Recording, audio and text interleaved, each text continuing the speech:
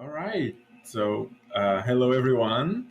If you don't know what's happening, we are going to do a table read of All My Sons, the play by Arthur Miller. Is that the name of the Yep. author?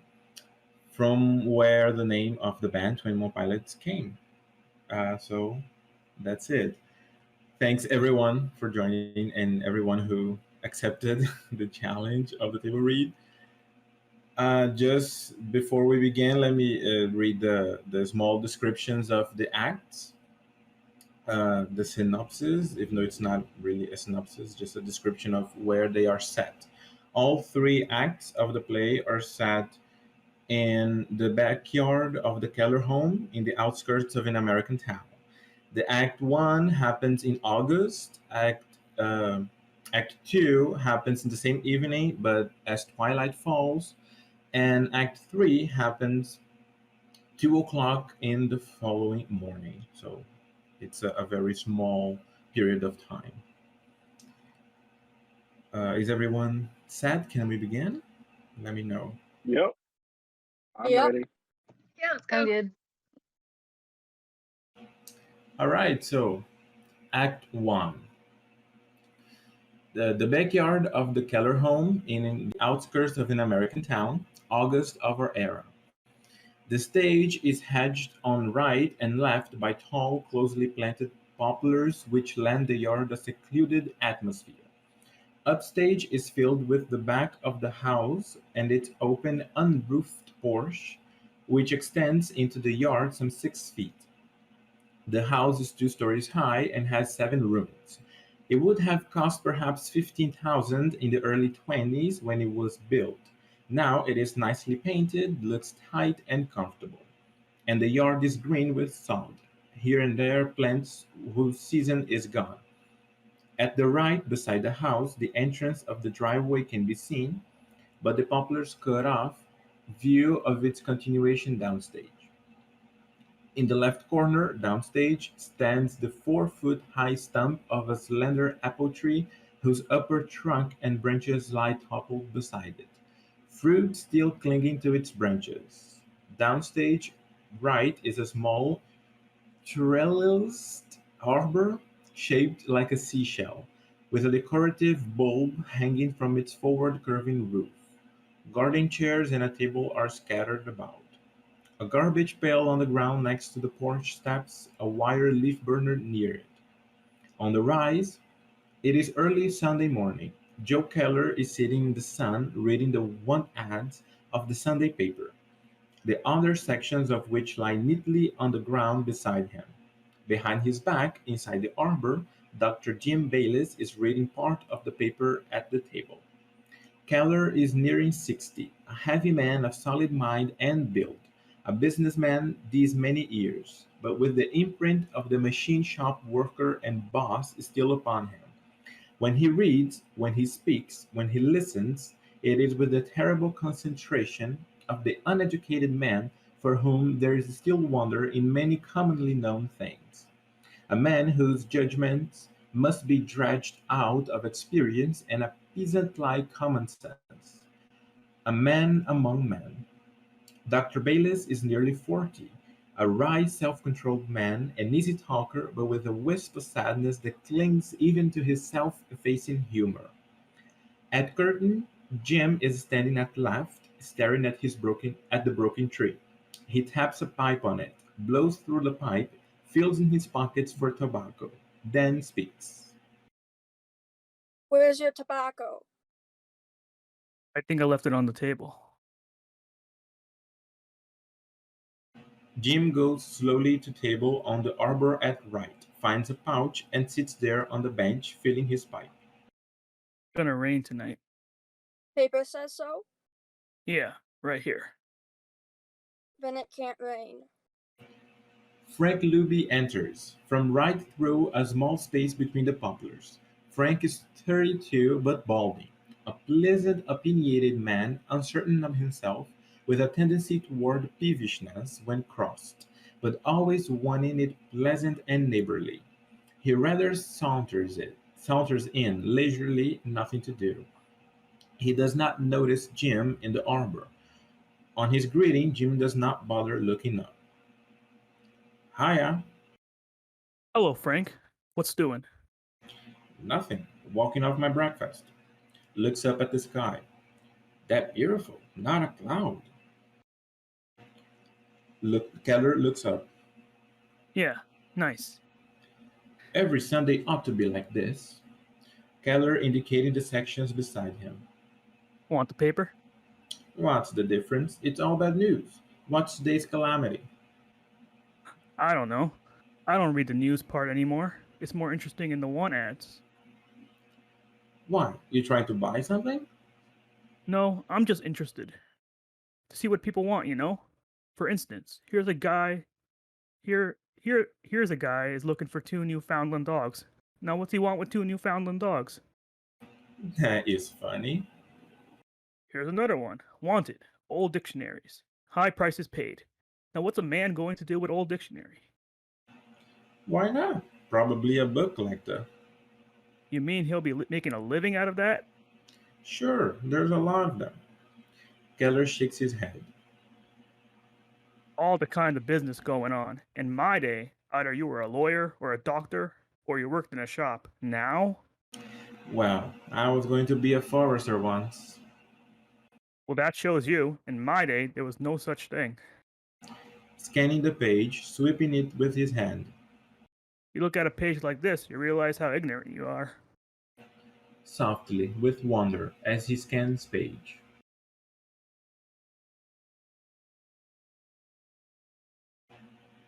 Frank noticing tree. Hey, what happened to your tree? Ain't that awful? The wind must have got it last night. You heard the wind, didn't you? Yeah, I got a mess in my yard too. Goes to tree. What a pity. Turns to Keller. What did Kate say? They're all asleep yet. I'm just waiting for her to see it. Frank struck. You know, it's funny. What? Larry was born in August. He'd been 27 this month, and his tree blows down. Keller touched. I'm surprised you remember his birthday, Frank. That's nice. Well, I'm working on his horoscope. How can you make him a horoscope? That's for the future, ain't it? Well, what I'm doing is this. See, Larry was reported missing on November 25th, right? Yeah? Well, then we assume that if he was killed, it was on November 25th. Now, what Kate wants, Oh, Kate asked you to make a horoscope. yeah, what she wants to find out is whether November 25th was a favorable day for Larry. What is that? Favorable day? Well, a favorable day for a person is a fortunate day, according to his stars. In other words, it would be practically impossible for him to have died on his favorable day. Well, what was his favorable day? November 25th? That's what I'm working on to find out. It takes time. See, the point is, if November 25th was his favorable day, then it's completely possible he's alive somewhere because, it's possible. He notices Jim now. Jim is looking at him as though at an idiot. To Jim, with an uncertain laugh. I didn't even see you. Keller to Jim. You talking sense? Him? He's alright. He's just completely out of his mind. That's all. Frank peeved. The trouble with you is you don't believe in anything. And your trouble is that you believe in anything. You didn't see my kid this morning, did you? No. Imagine he walked off with his thermometer right out of his bag. Jim gets up. What a problem. One look at a girl and he takes her temperature. Goes to driveway. Looks upstage toward street. That boy's going to be a real doctor. He's smart. Over my dead body, he'll be a doctor. A good beginning, too. Why? It's a noble profession. Jim looks at him tiredly. Frank, Will you stop talking like a civics book? Keller laughs. Why? I saw a movie a couple weeks ago.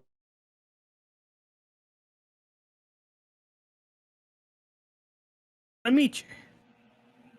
I think it was, yeah. And he worked in his basement discovering things. That's what you ought to do. You could help humanity instead of. I would love to help humanity on a Warner Brothers salary. Keller points at him, laughing. That's very good, Jim. Jim looks toward house. Well, where's the beautiful girl? Where's the beautiful girl? We're supposed to be here? Frank, excited. Any game? Sure, sleeping upstairs. We picked her up on the 1 o'clock train last night. Wonderful thing. Girl lives here, a scrawny kid. Couple of years go by, she's a regular woman. Hardly recognized her, and she was running in and out of this yard all her life. That was a very happy family used to live in your house, Jim. Like to meet her. The block can use a pretty girl. In the whole neighborhood, there's not a damned thing to look at. Enter Sue, Jim's wife, from left. She is rounding 40, an overweight woman who fears it. On seeing her, Jim wryly adds, Except my wife, of course. Sue, in same spirit. Mrs. Adams is on the phone, you dog. Jim to Keller. Such is the condition which prevails. Going to his wife. My love, my light. Don't sniff around me. Points to their house Give her a left. And give her a nasty answer. I can smell the perfume over the phone. What's the matter with her now? I don't know, dear. She sounds like she's in terrible pain. Unless her mouth was full of candy. Why don't you just tell her to lay down? She enjoys it more when you tell her to lay down. And when are you going to see Mr. Hubbard? My dear, Mr. Hubbard is not sick. And I have better things to do than sit there and hold his hand. Seems to me, for that $10, you could hold his hand. Jim to Keller. If your son wants to play golf, tell him I'm ready. Going left. Or if he'd like to take a trip around the world for about 30 years. He exits left. Why do you needle him? He's a doctor. Women are supposed to call him up. All I said was Mrs. Adams is on the phone. Can I have some of your parsley? Yeah, sure. She goes left to parsley box and pulls some parsley. You were a nurse too long, Susie. You're too realistic. Sue, laughing, points at him. Now you said it. Enter Lydia Lubey from right. She is a robust, laughing girl of 27. Make the toaster. Sees the others. Hiya. Hello. Lydia to Frank. The toaster is off again.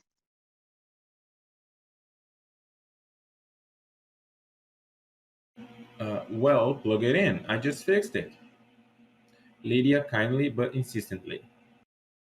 Please, dear, fix it back like it was before. I don't know why you can't learn to turn on a simple thing like a toaster. Frank exits right. Sue laughs. I'm Miss Edison. Lydia apologetically. He's really very handy. She sees broken tree. Oh, did the wind get your tree? Yeah, last night. Oh, what a pity. Annie get in? She'll be down soon. Will you meet her, Sue? She's a knockout. I should have been a man. People are always introducing me to beautiful women. To Joe. Tell her to come over later. I'd imagine she'd like to see what we did with her house. And thanks. Sue exits left. Is she still unhappy, Joe? Annie? I don't suppose she goes around dancing on her toes, but she seems to be over it. She going to get married? Is there anybody? I suppose. Say, it's a couple of years already. She can't mourn a boy forever. It's so strange. Annie's here and not even married, and I've got 3 babies. I always thought it'd be the other way around. Well, that's what war does. I had 2 sons. Now I got 1. It changed all the tallies. In my day, when you had sons, it was an honor. Today, a doctor can make $1 million if he could figure out a way to bring a boy into the world without a trigger finger. You know, I was just reading. Enter Chris Keller from house. He stands in doorway. Hiya, Chris. Frank shouts from off right. Lydia, come in here. If you want the toaster to work, don't plug in the malted mixer. Lydia, embarrassed, laughs. Did I? And the next time I fix something, don't tell me I'm crazy. Now come in here. Lydia to Keller. I'll never hear the end of this one. Keller calling to Frank. So what's the difference? Instead of toast, have a malted. She exits right, laughing. Chris watches her off. He is 32, like his father, solidly built, a listener, a man capable of immense affection and loyalty. He has a cup of coffee in one hand, part of a donut in other. You want the paper? That's all right, just the book section. He bends down and pulls out part of paper on porch floor. You're always reading the book section, and you never buy a book. Chris, coming down the settee. I like to keep abreast of my ignorance. He sits on settee. What is that? Every week a new book comes out? A lot of new books, All different? all different. Keller shakes his head, puts knife down on bench, takes oilstone up to the cabinet. Annie up yet? Mother's giving her breakfast in the dining room. Keller crosses, downstage of stew, looking at broken tree. See what happened to the tree? Chris, without looking up. Yeah. What's Mother going to say? Bert runs on from driveway. He is about 8. He jumps on stool, then on Keller's back.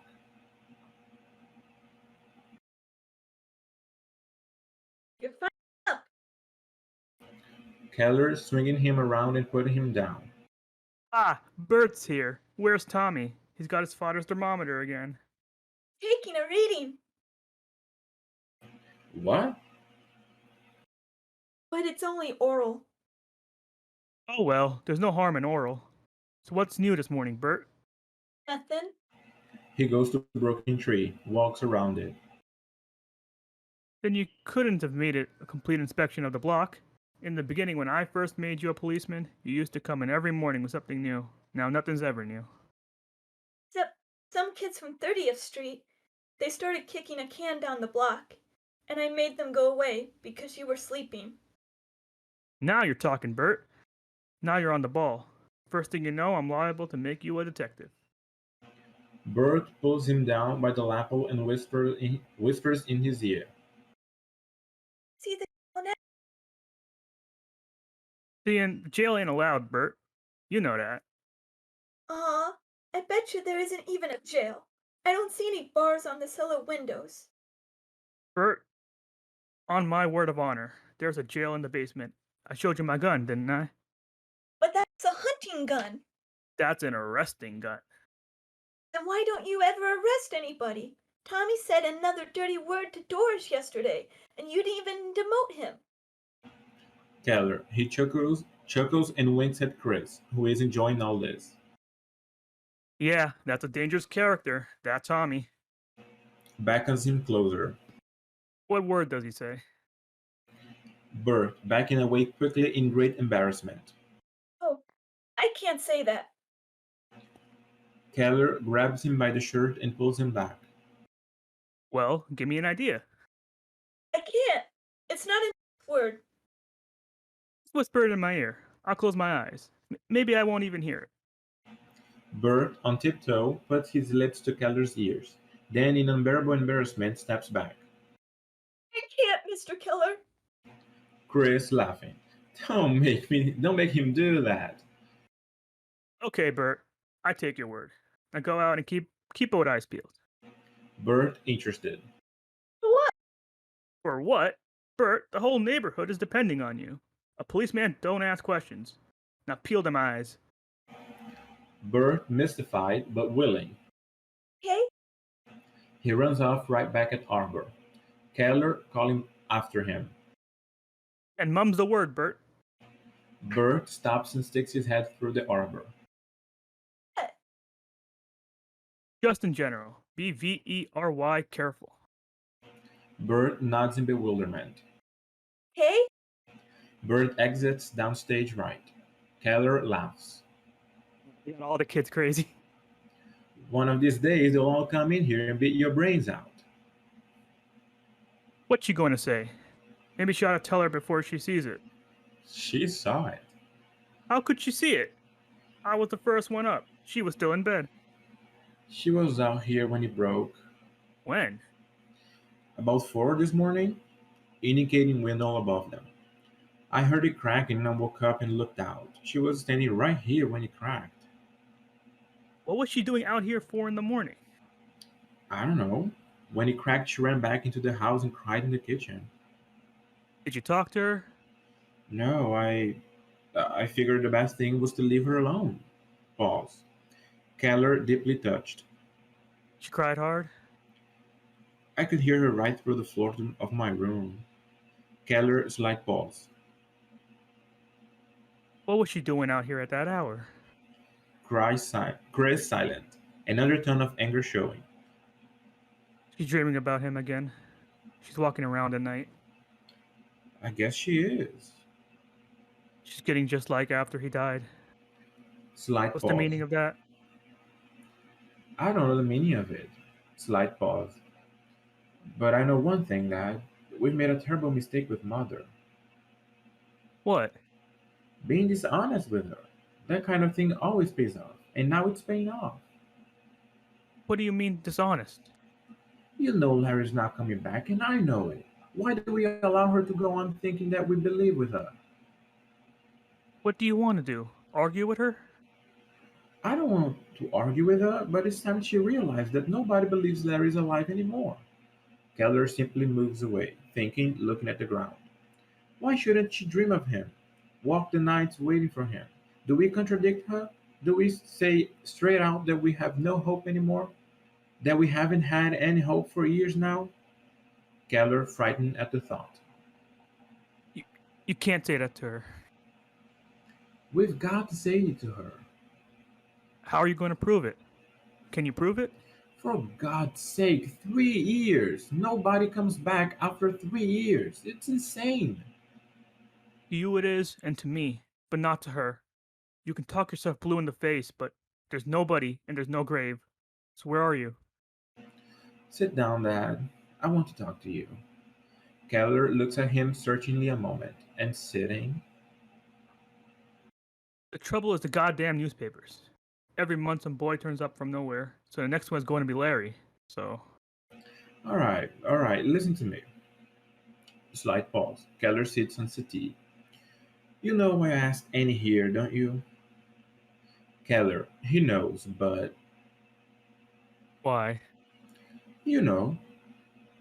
Well, I got an idea, but... What's the story? I'm going to ask her to marry me. Slight pause. Keller nods. Well, that's only your business, Chris. You know it's not only my business. What do you want me to do? You're old enough to know your own mind. Chris asking, annoyed. Then it's alright, I'll go ahead with it? Well, you want to be sure Mother isn't going to. Then it isn't just my business. I'm just saying. Sometimes you infuriate me, you know that? Isn't it your business too? If I tell this to Mother and she throws a fit about it, you have such a talent for ignoring things. I ignore what I gotta ignore. The girl is Larry's girl. She's not Larry's girl. From Mother's point of view, he is not dead, and you have no right to take his girl. Slight pause. They can go on from there if you know where to go, but I'm telling you, I don't know where to go. See? I don't know. Now what can I do for you? I don't know why it is, but every time I reach out for something I want, I have to pull back because other people will suffer. My whole bloody life, time after time after time. You're a considerate fella. There's nothing wrong with that. To hell with that. Did you ask Annie yet? I wanted to get this settled first. How do you know she'll marry you? Maybe she feels the same way Mother does. Well, if she does, then that's the end of it. From her letters, I think she's forgotten it. I'll find out, and then we'll thresh it out with Mother. Right? Dad, don't avoid me. Trouble is, you don't see enough women. You never did. So what? I'm not fast with women. I don't see why it has to be Annie. Because it is. That's a good answer, but it don't answer anything. You haven't seen her since you went to war. It's 5 years. I can't help it. I know her best. I was brought up next door to her. These years, when I think of someone for my wife, I think of Annie. What do you want? A diagram? I don't want a diagram. I'm. She thinks he's coming back, Chris. You married that girl and you're pronouncing him dead. Now what's going to happen to Mother? Do you know? I don't. Pause. All right then. Keller, thinking Chris has retreated. Give it some more thought. I've given it 3 years of thought. I'd hoped that if I waited, Mother would forget Larry and then we'd have a regular wedding and everything happy. But if that can happen here, then I'll leave to get out. What the hell is this? I'll get out. I'll get married and live someplace else. Maybe in New York. Are you crazy? I've been a good son too long, a good sucker. I'm through with it. You've got a business here. What the hell is this? The business. The business doesn't inspire me. Must you be inspired? Yes, I like it an hour a day. If I have to grope for money all day long, at least at evening, I want it beautiful. I want a family. I want some kids. I want to build something I can give myself to. And it is in the middle of that. Now, where do I find it? You mean, It goes with him. tell me something. You mean you'd leave the business? Yes, on this I would. Keller paused. Well, you don't want to think like that. They helped me stay here. All right, but don't think like that. Because what the hell did I work for? That's only for you, Chris. The whole shooting match is for you. I know that, Dad. Just to help me stay here. Keller puts a fist up to Chris's jaw. But don't think that way, you hear me? I am thinking that way. Keller lowering his hand. I don't understand you, do I? No, you don't. I'm a pretty tough guy. Yeah, I can see that. Mother appears on porch. She is in her early 50s, a woman of uncontrolled aspirations and an overwhelming capacity for love. Joe, Chris going toward porch. Hello, Mom. Mother indicating house behind her, to Keller. did you take a bag from under the sink? Yeah, I put it in the pail. Well, get it out of the pail. That's my potatoes. Chris bursts out laughing, goes up into alley. Keller laughing. I thought it was garbage. Will you do me a favor, Joe? Don't be helpful. I can afford another bag of potatoes. Minnie scoured that pail in boiling water last night. It's cleaner than your teeth. And I don't understand why, after I worked 40 years and I got a maid, why I have to take out the garbage. If you would make up your mind that every bag in the kitchen isn't full of garbage, you wouldn't be throwing out my vegetables. Last time it was the onions. Chris comes on, hands her bag. I don't like garbage in the house. Then don't eat. She goes into the kitchen with bag. That's Haddles for today. Yeah, I'm in last place again. I don't know. Once upon a time, I used to think that when I got money again, I would have a maid and my wife would take it easy. Now I got money and I got a maid, and my wife is working for the maid. He sits in one of the chairs. Mother comes out on last line. She carries a pot of string beans. It's her day off. What are you crabbing about? Chris to Mother.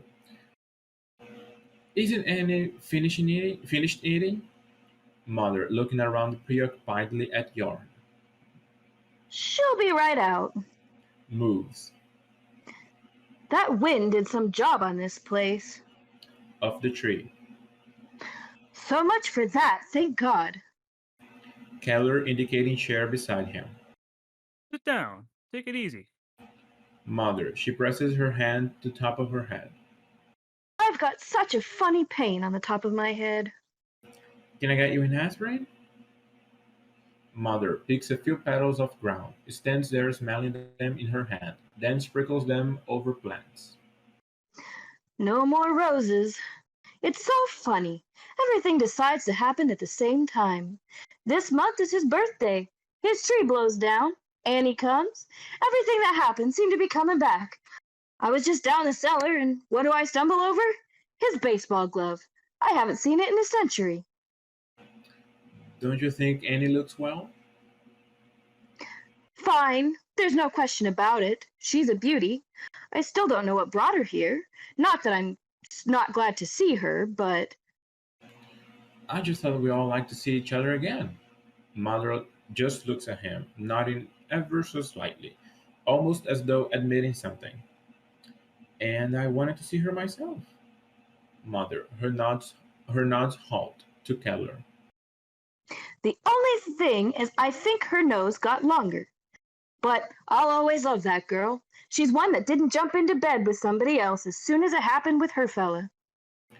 Keller, as though that were impossible for Annie. Oh, what are you? Never mind. Most of them didn't wait till the telegrams were opened. I'm just glad she came, so you can see I'm not completely out of my mind.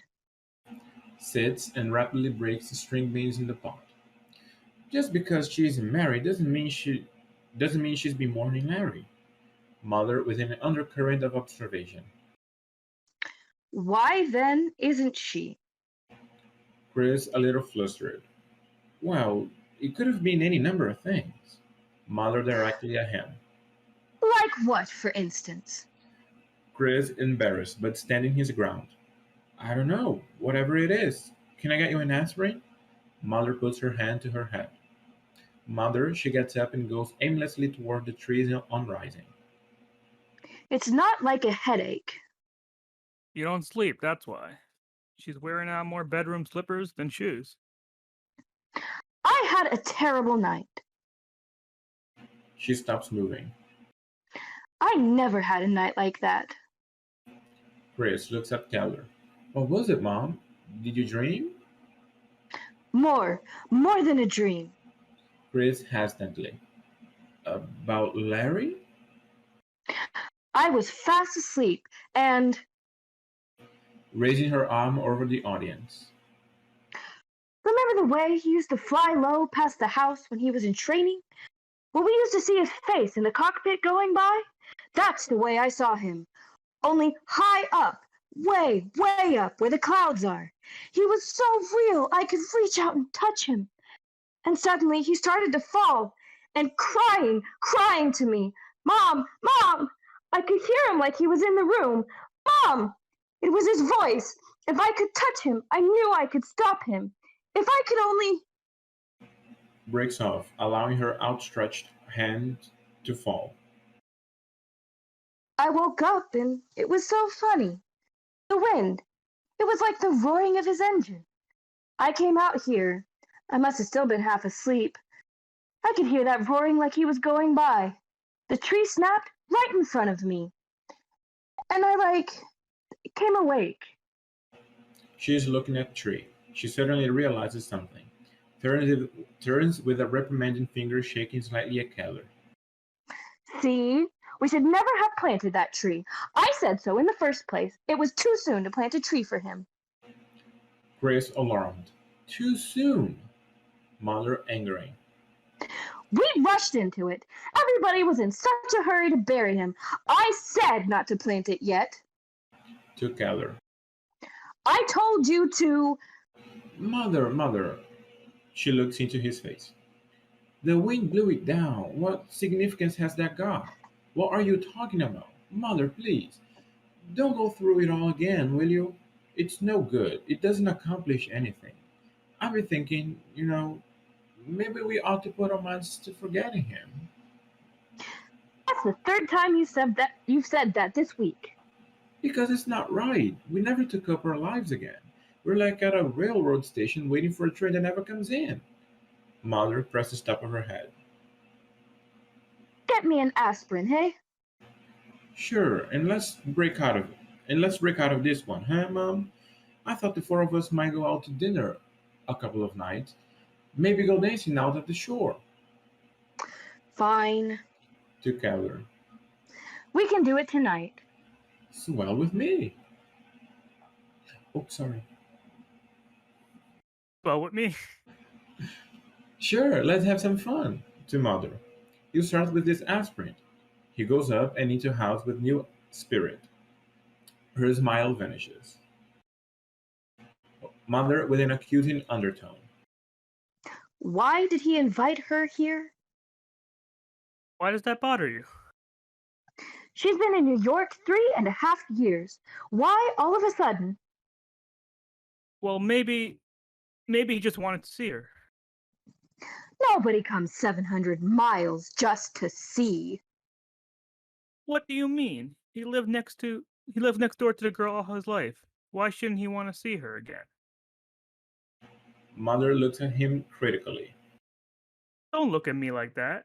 He didn't tell me any more than he told you. Mother, a warning and a question. He's not going to marry her. How do you know he's even thinking of it? It's got that about it. Keller sharply watching her reaction. Well, so what? Mother alarmed. What's going on here, Joe? Now listen, kid. Mother avoiding contact with him. She's not his girl, Joe. She knows she's not. You can't read her mind. Then why is she still single? New York is full of men. Why isn't she married? Pause. Probably 100 people told her she's foolish, but she's waited. How do you know she's waited? She knows what I know, that's why. She's faithful as a rock. In my worst moments, I think of her waiting, and I know again that I'm right. Look, it's a nice day. What are we arguing for? Mother warningly. Nobody in this house das't take her faith away, Joe. Strangers might, but not his father, not his brother. Keller exasperated. What do you want me to do? What do you want? I want you to act like he's coming back. Both of you. Don't think I haven't noticed you since Chris invited her. I won't stand for any nonsense. But, Kate. Because if he's not coming back, then I'll kill myself. Laugh at me. She points to tree. But why did that happen the very night she came back? Laugh, but there are meanings in such things. She goes to sleep in his room, and his memorial breaks in pieces. Look at it. Look. She sits on bench at his left. Calm Joe. yourself. Believe with me, Joe. I can't stand all alone. Calm yourself. Only last week, a man turned up in Detroit, missing longer than Larry. You read it yourself. All right. Calm yourself. You, above all, have got to believe. You... Keller rises. Why me above all? Just don't stop believing. What does that mean, me above all? Bert comes rushing on from left. Mr. Keller! Say, Mr. Keller! Pointed up driveway. Tommy just said it again. Keller not remembering any of it. Said what? Who? Dirty word! Oh, well... Gee, aren't you going to arrest him? I warned him. Mother with suddenness. Stop that, Bert. Go home. Bert backs up as she advances. There's no jail here. Keller, as though to say, "Oh, what the hell? What the hell? Let him believe there is." Kate, Mother turning on Keller furiously. There's no jail here. I want you to stop that jail business. He turns, ashamed but peeved. Bert passes her to Keller. He's right up the street. Go home, Bert. Bert turns around and goes up driveway. She is shaken. Her speech is beaten off, extremely urgent. Oh. I want you to stop that, Joe, that whole jail business. Keller, alarmed, therefore angered. look at you. Look at you shaking. Mother trying to control herself, moving about, clasping her hands. I can't help it. What have I got to hide? What the hell is the matter with you, Kate? I didn't say you had anything to hide. I'm just telling you to stop it. Now stop it. As Anne and Chris appear on porch. Anne is 26, gentle but despises herself, capable of holding fast to what she knows. Chris opens door for her. Hi, Joe. She leads off a general laugh that is not self-conscious because they know one another too well. Chris bringing Anne down with an outstretched chivalric arm. Take a breath of the air, kid.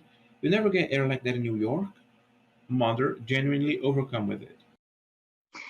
Annie, where did you get that dress? I couldn't resist. I'm taking it right off before I ruin it. Swings around. How's that for 3 weeks' salary? Mother to Keller. Isn't she the most? To Anne. It's gorgeous. Simply gorgeous. Chris to Mother.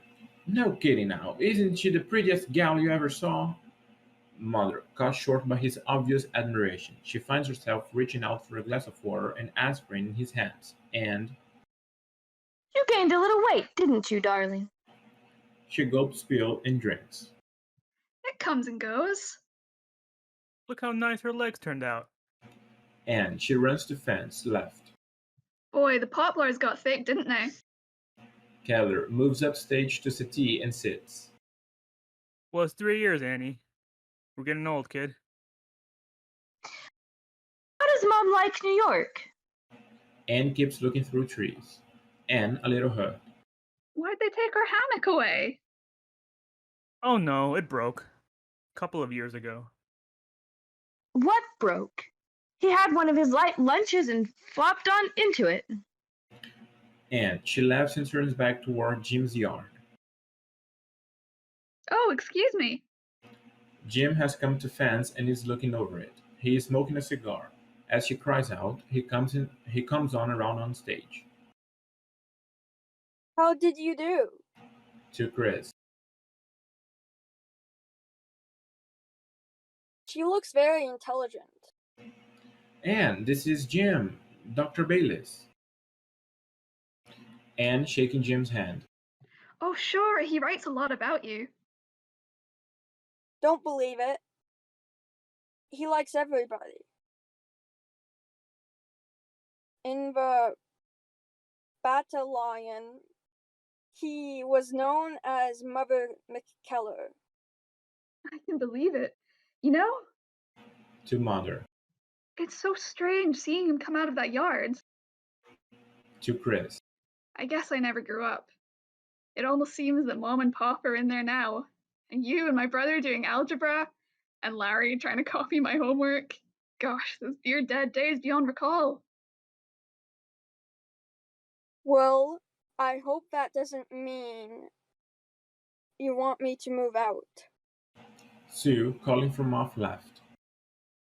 Jim, come in here. Mr. Hubbard is on the phone.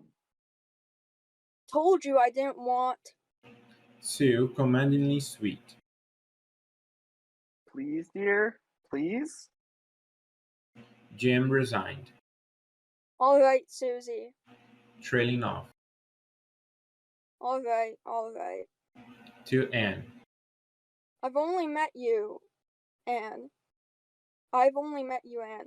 But if I may offer you a piece of advice. When you marry, never, even in your mind, never count your husband's money. Sue, from off.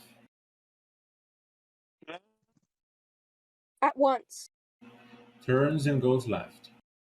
At once. He exits left. Mother, Anne is looking at her. She speaks meaningfully. I told her to take up the guitar. It'd be a common interest for them. They laugh. Well, he loves the guitar. Anne, as though to overcome Mother, she becomes suddenly lively, crosses to Keller on settee, sits on his lap. Let's eat at the shore tonight.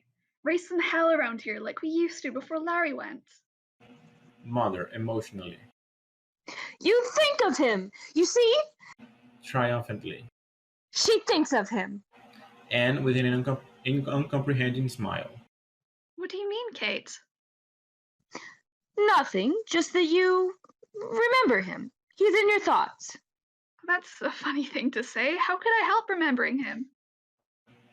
Mother, it is drawing to a head the wrong way for her. She starts anew. She rises and comes to Anne. Did you hang up your things? Yeah. To Chris. Say, you've sure gone in for clothes. I could hardly find room in the closet. No, don't you remember? That's Larry's room. You mean, they're Larry's? Didn't you recognize them? Anne, slowly rising, a little embarrassed.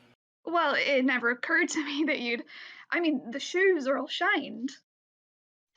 Yes, dear. Slight pause. Anne can't stop staring at her. Mother breaks it by speaking with a relish of gossip, putting her arm around Anne and walking stage left with her. For so long I've been aching for a nice conversation with you, Annie. Tell me something. What? I don't know. Something nice. Chris, Riley. She means that you go out much? Oh, shut up. And are any of them serious? Mother, laughing, sits in her chair. Why don't you both joke? Annie, you can't go into a restaurant with that woman anymore. In 5 minutes, 39 strange people are sitting at the table telling her their life story. If I can't ask Annie a personal question... Asking is all right, but don't beat her over the head. You're beating her. You're beating her. They are laughing. Anne, to Mother, takes pan of beans of stool, puts them on floor under chair and sits. Don't let them bulldoze you. Ask me anything you like. What do you want to know, Kate? Come on, let's gossip. Mother, to Chris and Keller. She's the only one who's got any sense. To Anne. Your mother, she's not getting a divorce, huh? No, she's calmed down about it now. I think when he gets out, they'll probably live together. In New York, of course. That's fine, because your father is still... I mean, he's a decent man, after all is said and done. I don't care. She can take him back if she likes. And you? You... Shakes her head negatively. Go out much? Slight pause. Anne, delicately. You mean, am I still waiting for him? Well, no, I don't expect you to wait for him, but... Anne, kindly. That's what you mean, isn't it? Well, yes. Well, I'm not, Kate. Mother, faintly. You're not? Isn't it ridiculous? You don't really imagine he's... I know, dear, but don't say it's ridiculous, because the papers were full of it. I don't know about New York, but there was half a page about a man missing even longer than Larry, and he turned up from Burma. Chris, coming to Anne. He couldn't have wanted to come home very badly, Mom. Don't be so smart. You can have a hell of a time in Burma. Anne rises and swings around in back of Chris. So I've heard. Mother, I'll bet you money that you're the only woman in the country who, after 3 years, is still. You're sure? Yes, I am. Well, if you're sure, then you're sure. She turns her head away an instant. They don't say it on the radio, but I'm sure that in the dark at night, they're still waiting for their sons. Mother, you're absolutely. Mother waving him off. Don't be so damn smart. Now stop it. Slight pause. There are just a few things you don't know. All of you. And I'll tell you one of them, Annie. Deep in your heart, you've always been waiting for him. Anne resolutely. No, Kate. Mother with increasing demand. But deep in your heart, Annie. She ought to know, shouldn't she? Don't let them tell you what to think. Listen to your heart. Only your heart. And why does your heart tell you he's alive? Because he has to be. But why, Kate? Mother going to her. Because certain things have to be, and certain things can never be. Like the sun has to rise. It has to be. That's why there's God. Otherwise, anything could happen. But there's God, so certain things can never happen. I would know Annie, just like I knew the day he Indicates Chris. went into that terrible battle. Did he write me? Was it in the papers? No, but that morning I couldn't raise my head off the pillow. Ask Joe. Suddenly I knew, and he was nearly killed that day. And you know I'm right. And she stands there in silence, then turns trembling, going upstage. No, Kate. I have to have some tea. Frank appears from left carrying ladder. Annie, coming down. How are you? Gee whiz. Anne taking his hand. Why, Frank, you're losing your hair. He's got responsibility. Gee whiz. Without Frank, the stars wouldn't know when to come out. Frank laughs to Anne. You look more womanly. You've matured. You. Take it easy, Frank. You're a married man. Anne, as they laugh. You still haberdashery? Why not? Maybe I too can get to be president. How's your brother? Got his degree, I hear. Oh, George has his own office now. Don't say. Funerally. And your dad, is he? Anne abruptly. Fine. I'll be in to see Lydia. Frank sympathetically. How about it? Does Dad expect a parole soon? Anne with growing ill ease. I really don't know. Frank staunchly defending her father for her sake. I mean, because I feel, that if an intelligent man like your father is put in prison, there ought to be a law that says either you execute him or let him go after a year. Chris interrupting. Want a hand with that letter, Frank? Frank taking cue. That's all right. I'll picks up ladder. I'll finish the horoscope tonight, Kate. Embarrassed. See you later, Anne. You look wonderful. He exits right. Then look at Anne. They look at Anne. Anne to Chris sits slowly on stool. Haven't they stopped talking about Dad? Chris comes down and sits on arm of chair. Nobody talks about him anymore. Keller rises and comes to her. Gone and forgotten, kid. Tell me, because I don't want to meet anybody on the block if they're going to. I don't want you to worry about it. Anne to Keller. Do they still remember the case, Joe? Do they talk about you? The only one still talks about it is my wife. That's because you keep on playing policeman with the kids. All their parents hear out of you is jail, jail, jail. Actually, what happened was that when I got home from the penitentiary, the kids got very interested in me. You know, kids. I was Laughs. like the expert on the jail situation.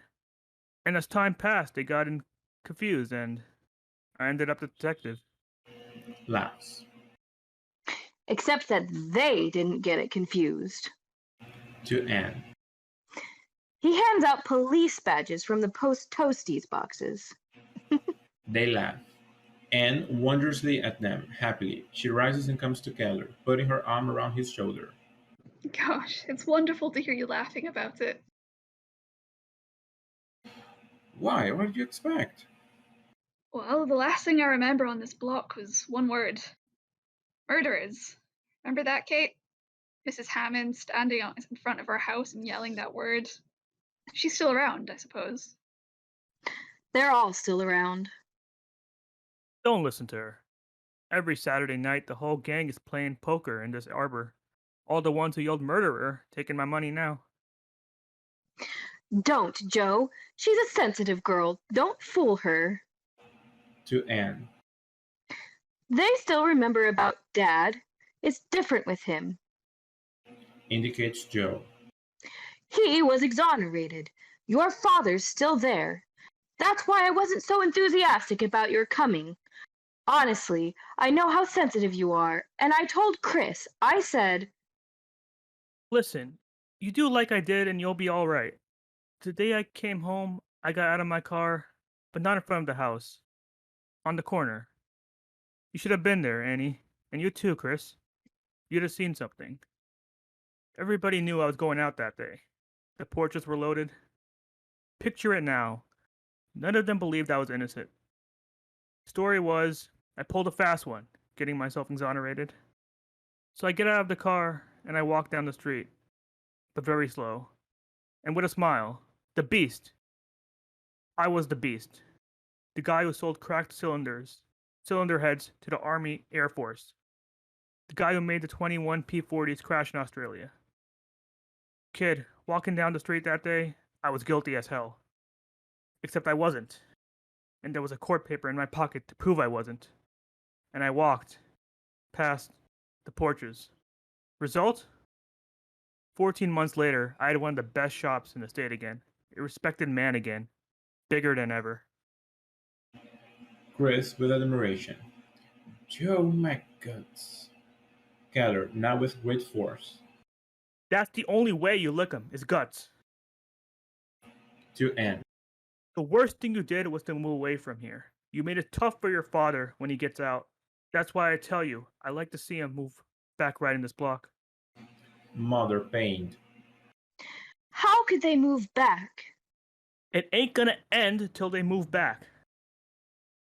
To Anne. Till people play cards with him again, and talk to him, and smile with him. You play cards with a man, you know he can't be a murderer. And the next time you write him, I'd like you to tell him what I just said. Anne simply stares at him. You hear me? Anne surprised. Don't you hold anything against him? Annie, I never believed in crucifying people. Anne mystified. But he was your partner. He dragged you through the mud. Well, he ain't my sweetheart, but you gotta forgive, don't you? You either, Kate? Don't you feel any... Keller to Anne. The next time you write Dad, I don't write him. Keller struck. well, every now and then you... Anne, a little ashamed, but determined. No, I've never written to him. Neither has my brother. To Chris. Say, do you feel this way too? He murdered 21 pilots. What the hell kind of talk is that? That's not a thing to say about a man. What else can you say? When they took him away, I followed him. I went to him every visiting day. I was crying all the time. Until the news came about Larry. Then I realized it's wrong to pity a man like that. Father or no father, there's only one way to look at him. He knowingly shipped out parts that would crash an airplane. And how do you know Larry wasn't one of them? I was waiting for that. Going to her. As long as you're here, Annie, I want to ask you never to say that again. You surprise me. I thought you'd be mad at him. What your father did had nothing to do with Larry. Nothing. But we can't know that. Mother is striving for control. As long as you're here. Anne perplexed. But Kate! Put that out of your head. Because Mother quickly to Keller, That's all! That's enough! places her hand on her head. Come inside now and have some tea with me. She turns and goes up the steps. Keller to Anne, The one thing you. Mother sharply. He's not dead, so there's no argument. Now come! Keller angrily. In a minute. Mother turns and goes into house. Now look, Annie. All right, Dad, forget it. No, she does feel that way. Annie, I'm sick of the whole subject. Now cut it out. you want her to go on like this? To Anne. Those cylinder heads went into P-40s only. What's the matter with you? You know that Larry never flew a P-40. So who flew those P-40s? Pigs?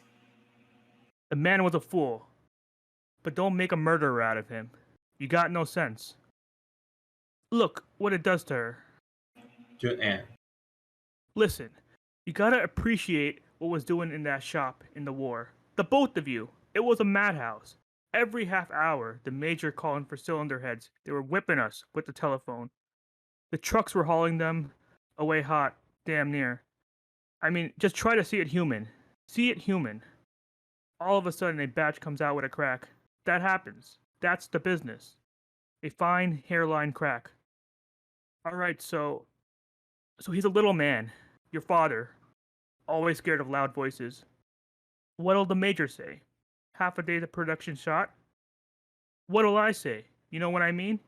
Human. He pauses. So he takes out the tools and he covers over the cracks. Alright? That's bad. It's wrong. But that's what a little man does. If I could have gone in that day, I'd have told him. Junk him. Steve, we can afford it. But alone he was afraid. But I know he meant no harm. He believed they'd hold up 100%. That's a mistake. But it ain't murder. You mustn't feel that way about him. You understand me? It ain't right. Anne, she regards him a moment. Joe, let's forget about it. Annie, the day the news came about Larry, he was in the next cell to mine. Dad. And he cried, Annie. He cried half the night. Anne, touched. He should have cried all night. Slight pause. Keller, almost angered. Annie, I do not understand why you... Chris, breaking in, with nervous urgency. Are you going to stop it? Don't yell at him. He just wants everybody happy. Keller clasps her around the waist, smiling. That's my sentiments. Can you stand steak? And champagne? Now you're operating. I'll call Swanson's for our table. Big time tonight, Annie. Can't scare me. Keller to Chris, pointing at Anne. I like that girl. Wrap her up. They laugh, goes up porch. You got nice legs, Annie. I want to see everyone drunk tonight. Pointing to Chris. Look at him. He's blushing. He exits, laughing, into house. Chris calling after him. Drink your tea, Casanova. He turns to Anne. Isn't he a great guy? You're the only one I know who loves his parents. I know. It went out of style, didn't it? Anne, with a sudden touch of sadness. It's alright. It's a good thing. She looks about. You know, it's lovely here. The air is sweet. Chris, hopefully. You're not sorry you came? No, not sorry, no. But I'm not going to stay. Why? In the first place, your mother as much as told me to go. Well, You saw that, and then you've been kind of, what? well, kind of embarrassed ever since I got here. The trouble is I planned on kind of sneaking up on you over a period of a week or so, but they take it for granted that we're all set. I knew they would. Your mother, anyway. How did you know? From her point of view, why else would I come? Well, would you want to? And he studies him. I got to know this is why I asked you to come. I guess this is why I came. And I love you. I love you a great deal. Finally, I love you. Pause. She waits. I have no imagination. That's how I know to tell you. And waiting, ready. I'm embarrassing you. I didn't want to tell it to you here. I wanted some place we'd never been, a place where we'd be brand new to each other. You feel it's wrong here, don't you? This yard, this share, I want you to be ready for me. I don't want to win you away from anything. And putting her arms around him. Chris, I've been ready a long, long time. Then he's gone forever. You sure? I almost got married 2 years ago. Why didn't you? You started to write to me, Slight pause. You felt something that far back? and every day since. And why didn't you let me know? I was waiting for you, Chris. Till then, you never wrote, and when you did, what did you say? You sure can be ambiguous, you know. Chris, he looks towards house, then at her, trembling. Give me a kiss, Anne. Give me a. They kiss. God, I kissed you, Annie. I kissed Annie. How long? How I've been waiting to kiss you. I'll never forgive you. Why did you wait all these years? All I've done is sit and wonder if I was crazy for thinking of you. Annie, we're going to live now. I'm going to make you so happy. He kisses her, but without their bodies touching. Anne, a little embarrassed. Not like that, you're not. I kissed you. Like Larry's brother. Do it like you, Chris. He breaks away from her abruptly. What is it, Chris? Let's have some plays. I want to be alone with you. No. What is it, Chris? Your mother? No, nothing like that. Then what's wrong? Even in your letters, there was something ashamed. Yes, I suppose I have been, but it's going from me. You've got to tell me. I don't know how to start. He takes her hand. It wouldn't work this way. Slight pause. Chris speaks quietly, factually at first. It's all mixed up with so many other things. You remember overseas I was in command of a company? Yeah, sure. Well, I lost them. How many? Just about all. Oh, gee. It takes a little time to toss that off, because they weren't just men. For instance, one time it'd be raining several days, and this kid came to me and gave me his last pair of dry socks. Put them in my pocket. That's only a little thing, but that's the kind of guys I had. They didn't die; they killed themselves for each other. I mean that exactly. A little more selfish, and it's been here today. And I got an idea. Watching them go down, everything was being destroyed. See, but it seemed to me that one new thing was made, a kind of responsibility, man for man. You understand me? To show that, to bring that onto the earth again, like some kind of a monument, and everyone would feel it standing there behind him, and it would make a difference to him. Pause. And then I came home, and it was incredible. I There was no meaning in it here. The whole thing up to them was a kind of a bus accident. I went to work with Dad, and that rat race again. I felt what you said, ashamed somehow, because nobody was changed at all. It seemed to make suckers out of a lot of guys. I felt wrong to be alive, to open the back book, to drive the new car, to see the new refrigerator. I mean, you can take those things out of a war, but when you drive that car, you've got to know that it came out of a love a man can have for a man. You've got to be a little better because of that. Otherwise, what you have is really loot, and there's blood on it. I didn't want to take any of it, and I guess that included you. And you still feel that way? I want you now, Annie. Because you mustn't feel that way anymore. Because you have a right to whatever you have. Everything, Chris. Understand that to me, too. And the money. There's nothing wrong in your money. Your father put hundreds of planes in the air. You should be proud. A man should be paid for that. Oh, Annie, Annie, I'm going to make a fortune for you. Keller off stage. Hello. Yes, sure. And laughing softly. What'll I do with a fortune? They kiss. Keller enters from house. Keller thumbing toward house. Hey, Anne, your brother. They step apart shyly. Keller comes down and Riley. What is this, Labor Day? Chris waving him away, knowing the kidding will be endless. All right.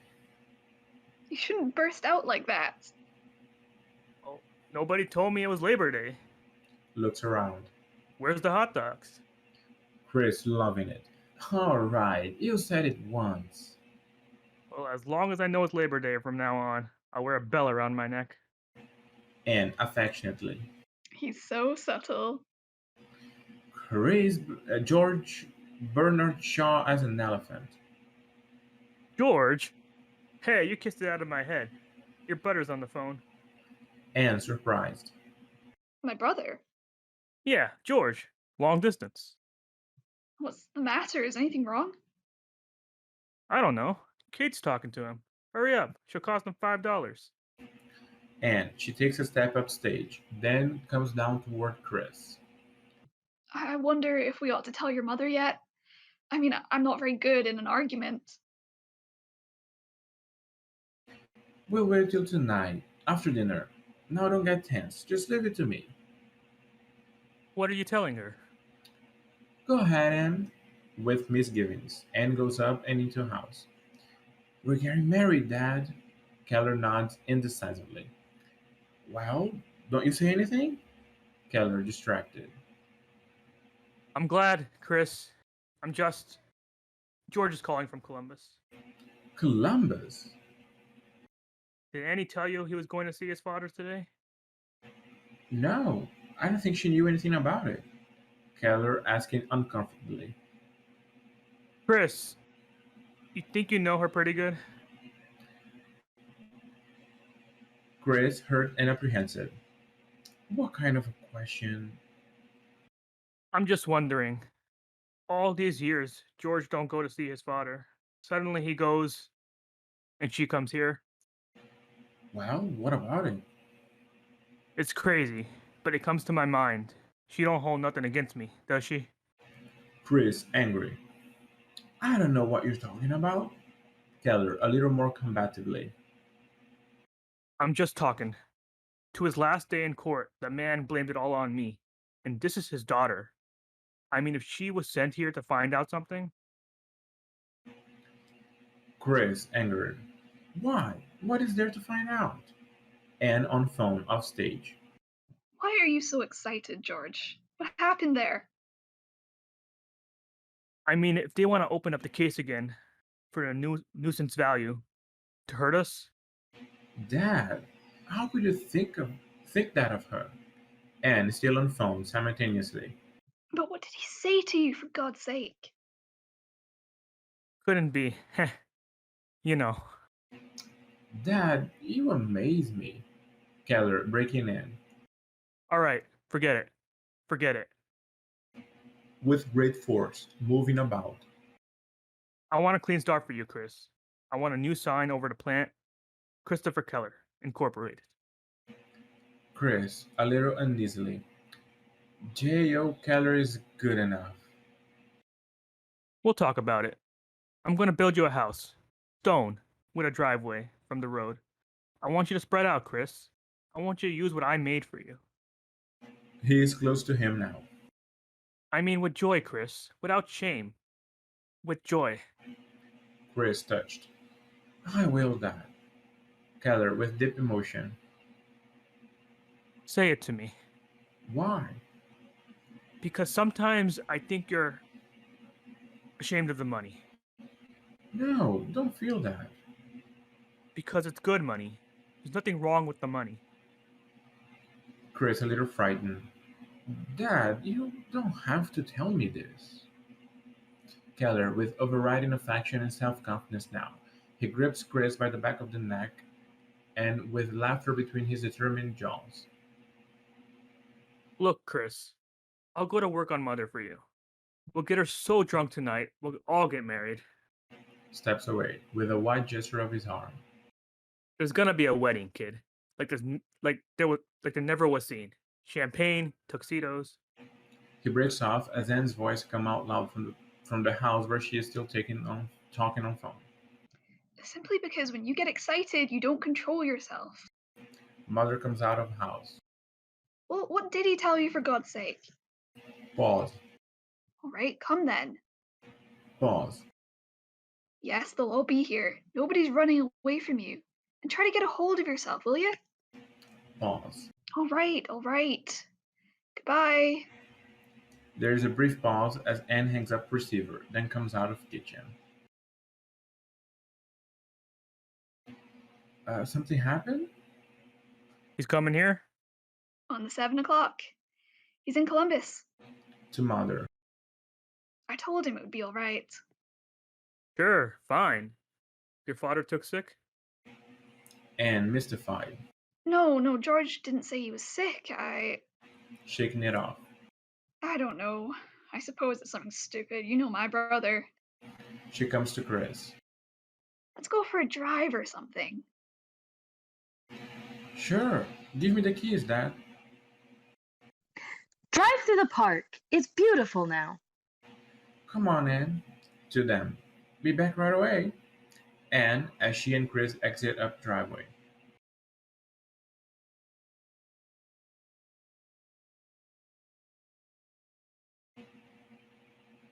Anne?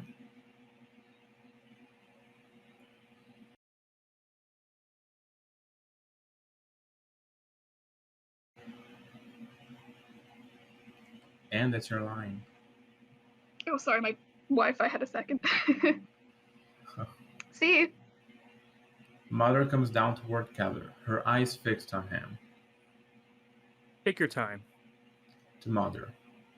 What does George want?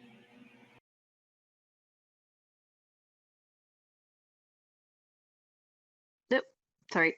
He's been in Columbus since this morning with Steve. He's got to see Annie right away, he says. What for? I don't know. She speaks with warning. He's a lawyer now, Joe. George is a lawyer. All these years, he never even sent a postcard to Steve. Since he got back from the war, not a postcard. So what? Mother, her tension breaking out. Suddenly, he takes an airplane from New York to see him. An airplane! Well, so? Mother trembling. Why? I don't read minds. Do you? Why, Joe? What has Steve suddenly got to tell him that he takes an airplane to see him? What do I care what Steve's got to tell him? You're sure, Joe? Keller, frightened but angry. Yes, I'm sure. Mother, she sits stiffly in a chair. Be smart now, Joe. The boy is coming. Be smart. Keller, desperately. Once and for all, did you hear what I said? I said I'm sure. Mother, she nods weakly. All right, Joe. He straightens up. Just be smart. Keller, in hopeless fury, looks at her, turns around, goes up the porch and into the house, slamming screen door violently behind him. Mother sits in chair downstage, stiffly, staring, seeing. Curtain.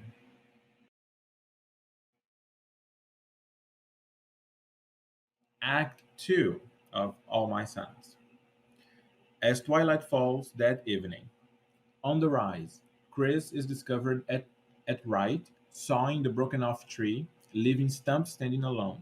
He is dressed in good pants, white shoes, but without a shirt. He disappears with Tree up the alley when Mother appears on porch. She comes down and stands watching him. She has on a dressing gown, carries a tray of grape juice, drink in a pitcher, and glasses with sprigs of mint in them. Mother calling up Allie. Did you have to put on good pants to do that? She comes downstage and puts tray on table in the arbor, then looks around uneasily, then feels pitcher for coolness. Chris enters from alley brushing off his hands. You know, more light with that thing gone. Why aren't you dressing? It's suffocating upstairs. I made a grape drink for Georgie. He always liked grape. Come and have some. Chris impatiently. Well, come on then, get dressed. And what's that sleeping so much for? He goes to table and pours a glass of juice. He's worried. When he's worried, he sleeps. Looks into his eyes. We're dumb, Chris. Dad and I are stupid people. We don't know anything. You've got to protect us. You're silly. What's there to be afraid of? To his last day in court, Steve never gave up the idea that Dad made him do it. If they're going to open the case again, I won't live through it. George is just a damn fool, Mother. How can you take him seriously? That family hates us. Maybe even Annie. Oh, now, Mother. You think just because you like everybody, they like you. All right, stop working yourself up. Just leave everything to me. When George goes home, tell her to go with him. Chris non-committally. Don't worry about Annie. Steve is her father, too. Are you going to cut it out? Now come. Mother going upstage with him. You don't realize how people can hate, Chris. They can hate so much they'll tear the world to pieces. Anne, dressed up, appears on porch. Look, she's dressed already. As he and Mother mount porch. I've just got to put on a shirt. Anne in a preoccupied way. Are you feeling well, Kate? What's the difference, dear? There are certain people, you know. The sicker they get, the longer they live. She goes into house. You look nice. We're going to tell her tonight. Absolutely. Don't worry about it. I wish we could tell her now. I can't stand scheming. My stomach gets hard. It's not scheming. We'll just get her in a better mood. Mother offstage in the house. Joe, are you going to sleep all day? Anne laughing. The only one who's relaxed is your father. He's fast asleep. I'm relaxed. Are you? Look. He holds out his hand and makes it shake. Let me know when George gets here. He goes into the house. She moves aimlessly and then is drawn toward tree stump. She goes to it, hesitantly touches broken top in the hush of her thoughts. Offstage, Lydia calls. Johnny, come get your supper. Your supper. Sue enters from left and halts, seeing Anne. Is my husband? Anne turns, startled. Oh. Oh, I'm terribly sorry. Oh, it's all right. I'm just a little silly about the dark. Sue looks about. It's getting dark. Are you looking for your husband? As usual. He spends so much time here, they'll be charging him rent. Nobody was dressed, so he drove over to the depot to pick up my brother. Oh, your brother's in? Yeah, they ought to be here any minute now. Will you have a cold drink? I will, thanks. Anne goes to table and powers. My husband. Too hot to drive me to the beach. Men are like little boys. For the neighbors, they'll always cut the grass. People like to do things for the Kellers. Been that way since I can remember. It's amazing. I guess your brother's coming to give you away, huh? Anne giving her drink. I don't know, I suppose. You must be all nerved up. It's always a problem getting yourself married, isn't it? It depends on your shape, of course. I don't see why you should have had a problem. Oh, I've had chances. I'll bet. It's romantic. It's very unusual to me, marrying the brother of your sweetheart. I don't know. I think it's mostly that whenever I need someone to tell me the truth, I've always thought of Chris. When he tells you something, you know it's so. He relaxes me. And he's got money. That's important, you know. It wouldn't matter to me. You'd be surprised. It makes all the difference. I married an intern on my salary. That was bad because as soon as a woman supports a man, he owes her something. I said that wrong. Because as soon as a woman supports a man, he owes her something. You can never owe somebody without resenting them. Anne laughs. That's true, you know. Underneath, I think the doctor is very devoted. Oh, certainly.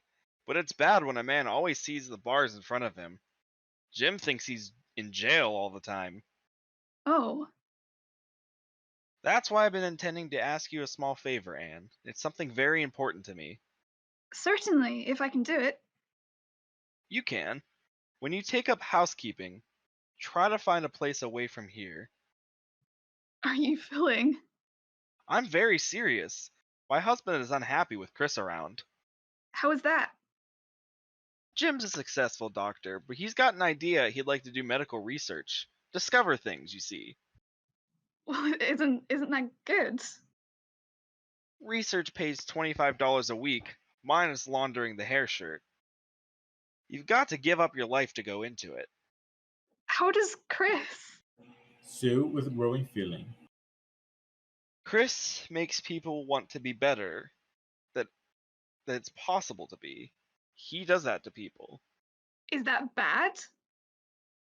My husband has a family, dear. Every time he has a session with Chris, he feels as though he's compromising by not giving up everything for research. As though Chris or anybody else isn't compromising.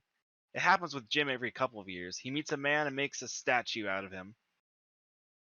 Maybe he's right. I don't mean that Chris is a statue, but Now, darling, you know he's not right. I don't agree with you. Chris, Let's face it, dear, Chris is working with his father, isn't he? He's taking money out of that business every week in the year. and what of it? You ask me what of it? I certainly do ask you. She seems about to burst out. You can't cast aspersions like that. I'm surprised at you. You're surprised at me? He'd never take 5 cents out of that plant if there was anything wrong in it. You know that. I know it, and I resent everything you said. Sue moving toward her.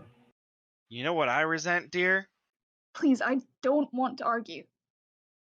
I resent living next to the Holy Family. It makes me look like a bum, you understand? I can't do anything about that. Who is he to ruin a man's life? Everyone knows Joe pulled a fast one to get out of jail. That's not true. Then why don't you go out and talk to people? Go on, talk to them. There's not a person on the block who doesn't know the truth. That's a lie. People come here all the time for cards and... So what? They'll give him credit for being smart. I do too. I've got nothing against Joe. But if Chris wants to put people on their hair shirt, let him take off the broadcloth. He's driving my husband crazy with that phony idealism of his, and I'm at the end of my rope on it. Chris enters on porch, wearing shirt and tie now. She turns quickly, hearing, with a smile. Hello, darling. How's mother? I thought you're at the game. No, it was just us. Chris coming down to them. Susie, do me a favor, huh? Go up to mother and see if you can calm her. She's all worked up. She still doesn't know about you two? Chris laughs a little. Well, she senses it, I guess. You know my mother. Sue going up to porch. Oh yeah, she's psychic. Maybe there's something in the medicine chest. I'll give her one of everything. On porch. Don't worry about Kate. Couple of drinks, dance her around a little. She'll love Anne. To Anne. Because you're the female version of him. Chris laughs. Don't be alarmed, I said version. She goes into house. Interesting woman, isn't she? Yeah, she's very interesting. She's a great nurse, you know. Anne intention but trying to control it. Are you still doing that? Chris sensing something wrong, but still smiling. Doing what? As soon as you get to know somebody, you find a distinction for them. How do you know she's a great nurse? What's the matter, Anne? The woman hates you. She despises you. Hey, what's hit you? Gee, Chris. What happened here? You never... Why didn't you tell me? Tell you what? She says they think Joe is guilty. What difference does it make what they think? I don't care what they think. I just don't understand why you took the trouble to deny it. You said it was all forgotten. I didn't want you to feel there was anything wrong in you coming here, that's all. I know a lot of people think my father was guilty, and I assume there might be some question in your mind. But I never once said I suspected him. Nobody says it. Chris, I know how much you love him, but it could never. Do you think I could forgive him if he'd done that thing? I'm not here out of the blue sky, Chris. I turned my back on my father. If there's anything wrong here now, I know that, Anne. George is coming from Dad, and I don't think it's with a blessing. He's welcome here. You've got nothing to fear from George. Tell me that. Just tell me that. The man is innocent, Anne. Remember, he was falsely accused once and you put him through hell. How would you behave if you were forced with the same thing again? Annie, believe me, there's nothing wrong for you here. Believe me, kid. All right, Chris. All right. They embrace as Keller appears quietly on porch. Anne simply studies him. Every time I come out here, it looks like playland. They break and laugh in embarrassment. I thought you were going to shave? Keller sitting on bench. In a minute. I just woke up. I can't see nothing. You look shaved. Oh no. Messages his jaw. Gotta be extra special tonight. Big night, Annie. So how's it feel to be a married woman? Anne laughs. Well, I don't know yet. To Chris. What's the matter? You slipping? He takes a little box of apples from under the bench as they talk. The great Rouet. What is that? Rue? It's French. Don't talk dirty. They laugh. Chris to Anne. You ever meet a bigger ignoramus? Well, somebody's gotta make a living. Anne as they laugh. That's telling him. I don't know. Everybody's getting so goddamn educated in this country, there'll be nobody to take away the garbage. They It's getting laugh. so the only dumb ones left are the bosses. You're not so dumb, though. I know. But you go into our planet, for instance. I got so many lieutenants, majors, colonels, that I'm ashamed to ask somebody to sweep the floor. I gotta be careful I'll insult somebody. No kidding. It's a tragedy. You stand on the street today and spit, you're gonna hit a college man. Well, don't spit. Keller breaks apple in half, passing it to Anne and Chris. I mean to say, it's coming to a pass. He takes a breath. I've been thinking, Annie. Your brother, George. I've been thinking about your brother, George. When he comes, I'd like you to broach something to him. Brooch. What's the matter with brooch? Smiling. It's not English. When I went to night school, it was brooch. Anne laughing. Well, in day school, it's brooch. Don't surround me, will you? Seriously, Annie. You say he's not well. George, I've been thinking, why should be know himself out in New York with that cutthroat competition when I got so many friends here. I'm very friendly with some big lawyers in town. I could set George up here. That's awfully nice of you, Joe. No, kid. It ain't nice of me. I want you to understand me. I'm thinking of Chris. See, this is what I mean. You get older. You want to feel that you accomplished something. My only accomplishment is my son. I ain't brainy. That's all I accomplished. Now a year, 18 months, your father'll be a free man. Who's he going to come to, Annie? His baby. You. He'll come old, mad, into your house. That can't matter anymore, Joe. I don't want that to come between us. Gestures between Chris and himself. I can only tell you that that could never happen. You're in love now, Annie. But believe me, I'm older than you. And I know a daughter is a daughter, and a father is a father. And it could happen. I like you, and George, to go to him in prison and tell him, Dad, Joe wants to bring you into the business when you get out. Anne surprised, even shocked. You'd have him as a partner. No partner. A good job. He sees she is shocked, a little mystified. He gets up, speaks more nervously. I want to know that when he gets out, he's got a good place waiting for him. I'll take his bitterness away to know you got a place. Joe, you owe him nothing. I owe him a good kick in the teeth, but he's your father. Then kick him in the teeth. I don't want him in the plan, and that's that. You understand? And besides, don't talk about him like that. People must misunderstand you. I don't understand why she has to crucify the man. Well, it's her father. If she feels. No.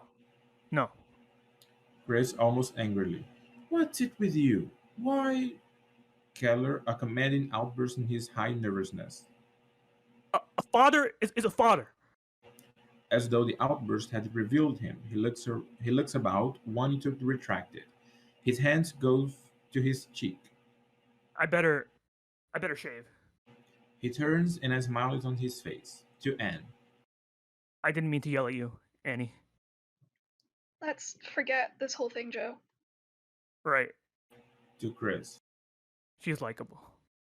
Chris, a little peeved at the man's stupidity. Shave, will you? Right again.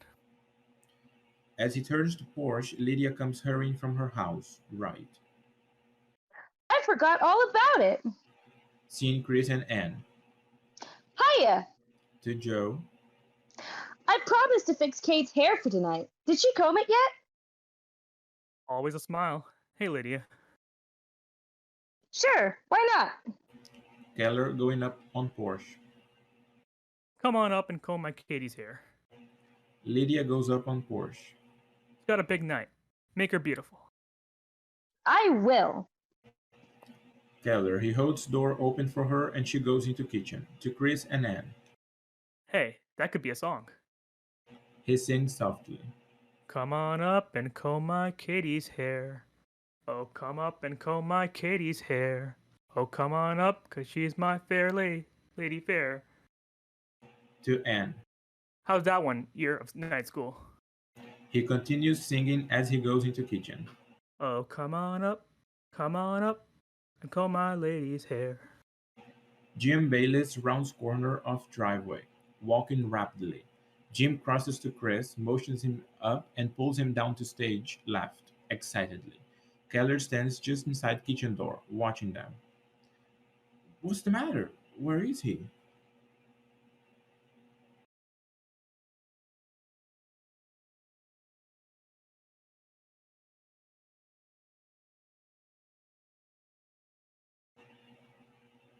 Um, Jim?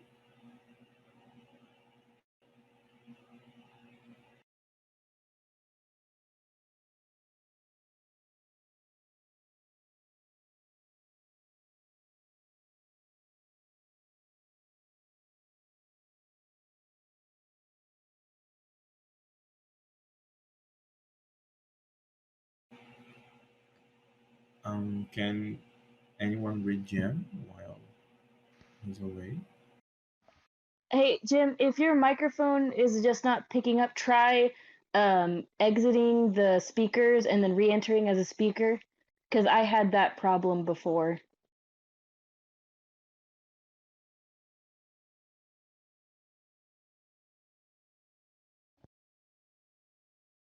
Maybe not. Nope. All Seems right. to still not be working. Test. Hey, there we Yeah. go. There we go. Hey, hello. Yeah. Where's your mother? Upstairs, dressing. Anne crossing to them rapidly. What happened to George? I asked him to wait in the car. Listen to me now. Can you take some advice? They wait. Don't bring him in here. Why? Kate is in bad shape. You can't explode this in front of her. Explode what? You know why he's here. Don't try to kid her away. There's blood in his eye. Drive him somewhere and talk to him alone. Anne turns to go up drive, takes a couple of steps, sees Keller and stops. He goes quietly on into house. Chris, shaken and therefore angered. Don't be an old lady. He's come to take her home. What does that mean? To Anne. You know what that means. Fight it out with him someplace else. Anne, she comes back down toward Chris. I'll drive him somewhere. Chris goes to her. No, Will you stop being an idiot? nobody's afraid of him here. Cut that out. He starts for driveway, but is brought up short by George, who enters there. George is Chris's age, but a paler man, now on the edge of his self-restraint. He speaks quietly as though afraid to find himself screaming. An instant's hesitation and Chris steps up to him, hand extended, smiling. Hell of a way to do. What are you sitting out there for? Just said your mother isn't well. So what? She'd want to see you, wouldn't she? We've been waiting for you all afternoon. He puts his hand on George's arm, but George pulls away, coming across toward Anne touching his collar. This is filthy. Didn't you bring another shirt? George breaks away from her and moves down and left, examining the yard. Door opens, and he turns rapidly, thinking it is Kate, but it's Sue. She looks at him, he turns away and moves on left, to fence. He looks over it at his former home. Sue comes downstage. Sue, annoyed. How's the beach, Jim? It's too hot to drive. How'd you get to the station? Zeppelin? This is Mrs. Bayliss, George, calling as George pays no attention, staring at house off left. George! George turns. Mrs. Bayliss. How do you do? George You're- removing his hat. You're the people who bought our house, aren't you? That's right. Come see what we did with it before you leave. George, he walks down and away from her. I liked it the way it was. Sue, after a brief pause. He's frank, isn't he? Jim, pulling her off left. See you later. Take it easy, fella. They exit left. Chris calling after them. Thanks for driving him. Turning to George. How about some grape juice? Mother made it specially for you. George with forced appreciation. Good old Kate. Remembered my grape juice. You drink enough of it in this house. How you been, George? Sit down. George, he keeps moving, It takes me a minute. looking around. It seems impossible. What? I'm back here. Say, you've gotten a little nervous, haven't you? Yeah, towards the end of the day. What are you? Big executive now? Just kind of medium. How's the law? I don't know. When I was studying in the hospital, it seemed sensible. But outside, there doesn't seem to be much of a law. The trees got thick, didn't they? Points to stump. What's that? Blew down last night. We had it there for Larry. You know. Why? Afraid you'll forget him? Chris starts for George. Kind of a remark is that? Anne breaking in, putting a restraining hand on Chris. When did you start wearing a hat? George discovers hat in his hand. Today. From now on, I decided to look like a lawyer, anyway. He holds it up to her. Don't you recognize it? Why? Where? Your father's. He asked me to wear it. How is he? He got smaller. Smaller. Yeah, little.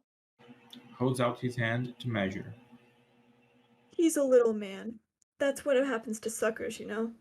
It's good I went to him in time. Another year, there'd be nothing left but his smell. What's the matter, George? What's the trouble? The trouble? The trouble is, when you make suckers out of people once, you shouldn't try to do it twice. What does that mean? George to Anne. You're not married yet, are you? George, will you sit down and stop? Are you married yet? No, I'm not married yet. You're not going to marry him. And why am I not going to marry him? Because his father destroyed your family. Now look, George. Cut it short, Chris. Tell her to come home with me. Let's not argue. You know what I've got to say. George, you don't want to be the voice of God, do you? I'm... That's been your trouble all your life, George. You dive into things. What kind of a statement is that to make? You're a big boy now.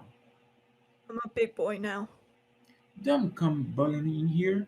If you've got something to say, be civilized about it. Don't civilize me! Shh. Chris ready to hit him. Are you going to talk like a grown man or aren't you? Anne quickly to forestall an outburst. Sit down, dear. Don't be angry. What's the matter? He allows her to seat him, looking at her. Now what happened? You kissed me when I left. Now you... George breathlessly. My life turned upside down since then. I couldn't go back to work when you left. I wanted to go to Dad and tell him you were going to be married. It seemed impossible not to tell him. He loved you so much. Annie, we did a terrible thing. We can never be forgiven, not even to send him a card at Christmas. I didn't see him once since I got home from the war. Annie, you don't know what was done to that man. You don't know what happened. Anne afraid. Of course I know. Can't know. You wouldn't be here. Dad came to work that day. The night foreman came to him and showed him the cylinder heads. They were coming out of the process with defects. There was nothing wrong with the process. So Dad went directly to the phone and called here and told Joe to come down right away. But the morning passed. No sign of Joe. So Dad called again. By this time, he had over 100 defectives. The army was screaming for stuff, and Dad didn't have anything to ship. So Joe told him. On the phone, he told him to weld, cover up the cracks in any way he could, and ship them out. Are you through now? George, surging up at him. Through now! Back at Anne. Dad was afraid. He wanted Joe there, if he was going to do it. But Joe can't come down. He's sick. Sick! Suddenly he gets the flu. Suddenly! But he promised to take responsibility. Do you understand what I'm saying? On the telephone, you can't have responsibility. In a court, you can always deny a phone call, and that's exactly what he did. They knew he was a liar for the first time, but in the appeal, they believed that rotten lie. Now Joe is a big shot, and your father is the patsy. He gets up. Now, what are you going to do? Eat his food? Sleep in his bed? Answer me. What are you going to do?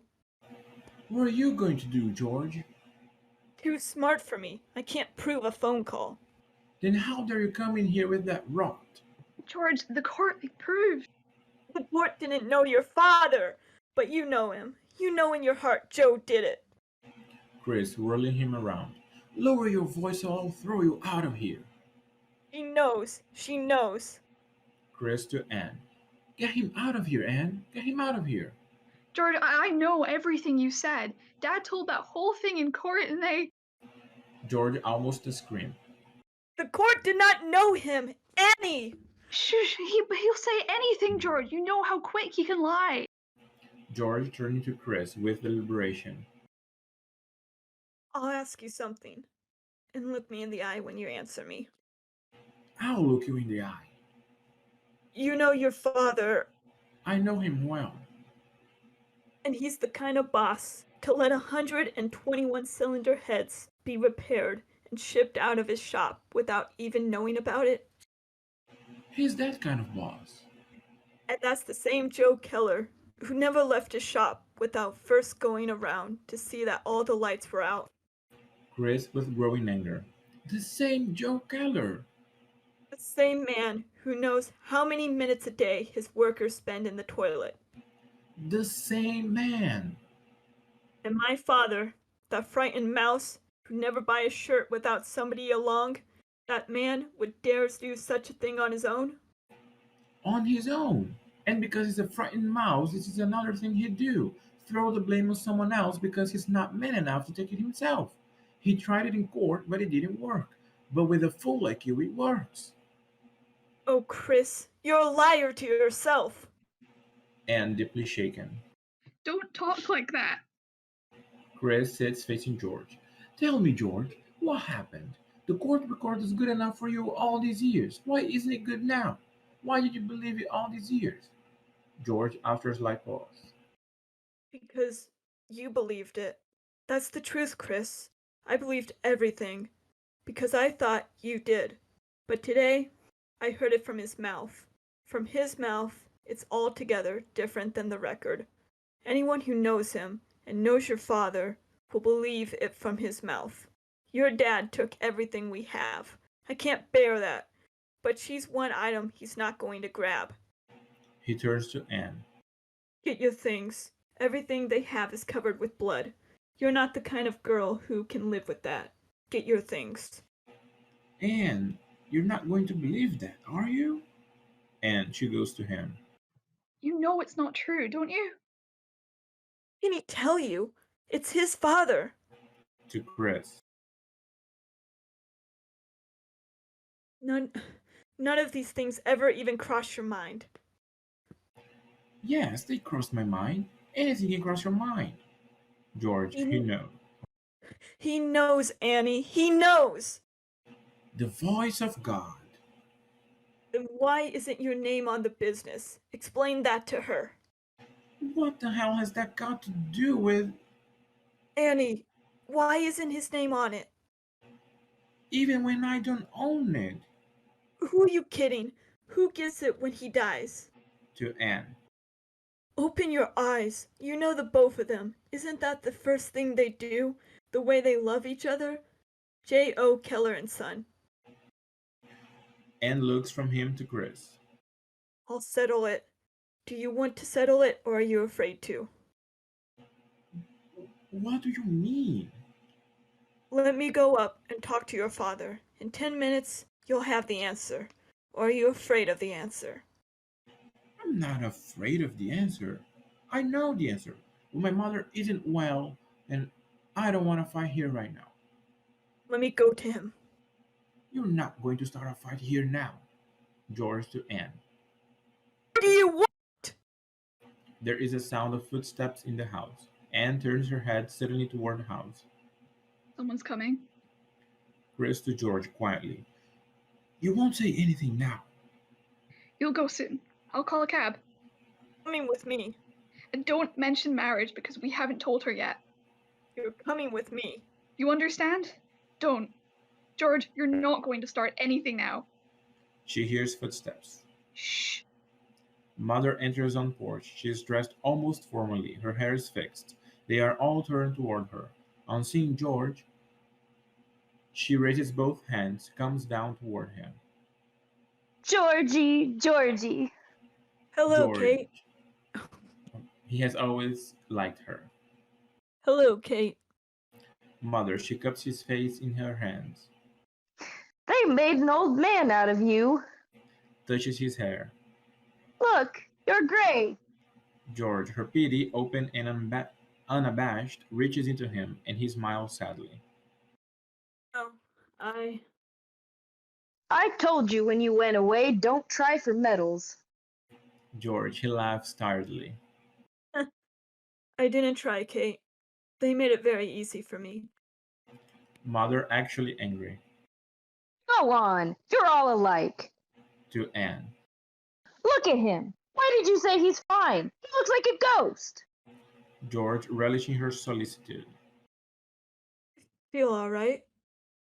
I'm sick to look at you. What's the matter with your mother? Why don't she feed you? He just hasn't any appetite. If he ate in my house, he'd have an appetite. To Anne. I pity your husband. To George. Sit down. I'll make you a sandwich. George sits with an embarrassed laugh. I'm really not hungry. Thanks to God, it breaks my heart to see what happened to all the children. How we worked and planned for you, and you end up no better than us. George with deep feeling for her. You haven't changed at all. You know that, Kate?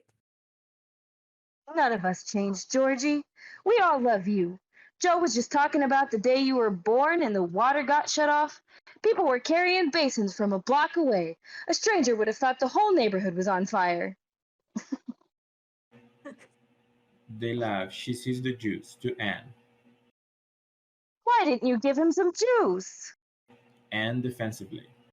I offered it to him. Mother scoffingly. You offered it to him. Thrusting glass into George's hand. Give it to him. To George, who is laughing. And now you're going to sit here and drink some juice and look like something. George sitting. Hey, I feel hungry already. Chris proudly. She could turn Mahatma Gandhi into a heavyweight. Mother to Chris with great energy. Listen, to hell with the restaurant. I got a ham in the icebox and frozen strawberries and avocados and... Swell, I'll help you. The train leaves at 8:30, Anne. Mother to Anne. You're leaving? No, Mother, she's not. Anne breaking through it, going to George. You hardly got here. Give yourself a chance to get acquainted again. Sure, you don't even know us anymore. Well, Chris, if they can't stay, don't... No, it's not. It's just a question of George, Mother. He planned on... George, he gets up politely, nicely for Kate's sake. No, wait a minute, Chris. Chris, smiling and full of command, cutting him off. If you want to go, I'll drive you to the station now. But if you're staying, no arguments while we're here. Mother, at last confessing the tension. Why should he argue? She goes to him, and with this desperation and compassion stroking his hair. Georgie and us have no argument. How could we have an argument, Georgie? We all got hit by the same lightning. How can you... Did you see what happened to Larry's tree, Georgie? She has taken his arm, and unwillingly he moves across the stage with her. Imagine, while I was dreaming of him in the middle of the night, the wind came along and... Lydia enters on porch as soon as she sees him. Georgie! She comes down to him eagerly. She has a flowered hat in her hand, which Kate takes from her as she goes to George. George, they shake hands eagerly, warmly. Oh, Laffy, what do? Grow? You're a big girl now. Mother taking hat from her. Look what she can do to a hat. And to Lydia, admiring the hat. Did you make that? In 10 minutes. She puts it on. Lydia fixing it on her head. I only rearranged it. You still make your own clothes? Chris of Mother. Ain't she classy? All she needs now is a Russian wolfhound. Mother moving her head from left to right. It feels like somebody is sitting on my head. No, it's beautiful, Kate. Mother kisses Lydia to George. She's a genius. You should have married her. They laugh. This one can feed you. Lydia strangely embarrassed. Oh, stop that, Kate. George to Lydia. Didn't I hear you had a baby? You didn't hear so good. She's got 3 babies. George a little hurt by it to Lydia. No kidding. 3? Yeah, it was 1, 2, 3. You've been away a long time, Georgie. I'm beginning to realize. Mother to Chris and George. The trouble with you kids is you think too much. Well, we think too. Yes, but not all the time. George with almost obvious envy. They never took Frank, huh? Lydia a little apologetically. No, he was always 1 year ahead of the draft. It's amazing. When they were calling boys 27, Frank was just 28. When they made it to 28, he was just 29.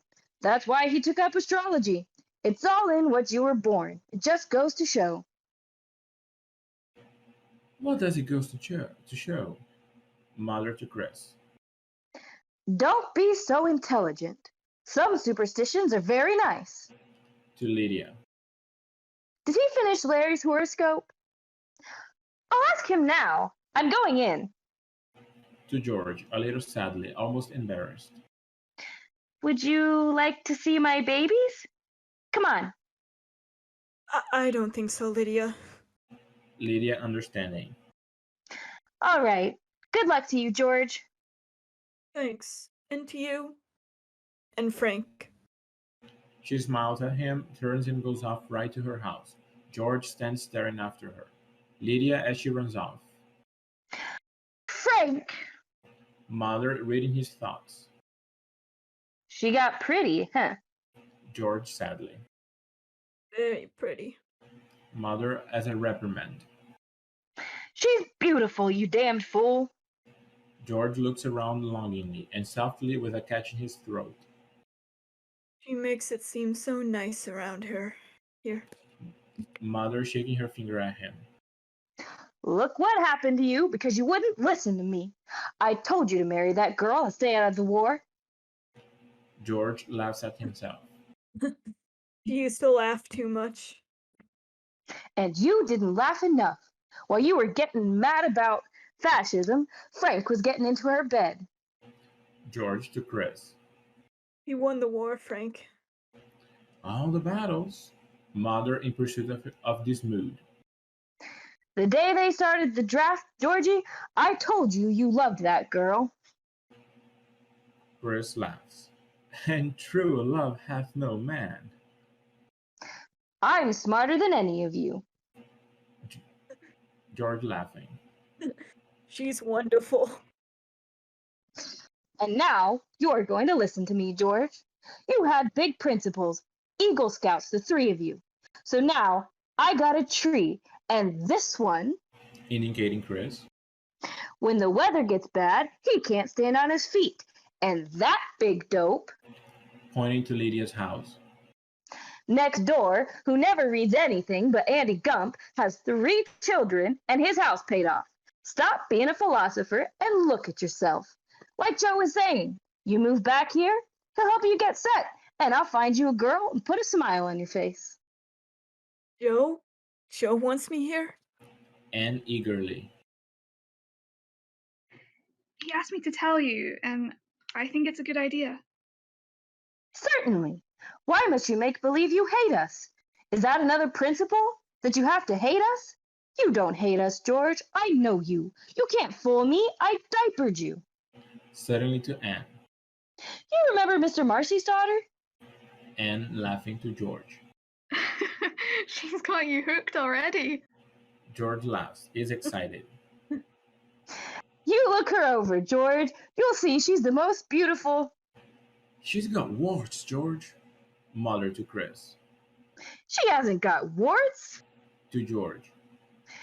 So the girl has a little beauty mark on her chin. And 2 on her nose. You remember, her father's the retired police inspector. Surgeons, George. He's a very kind man. He looks like a gorilla. Mother to George. He never shot anybody.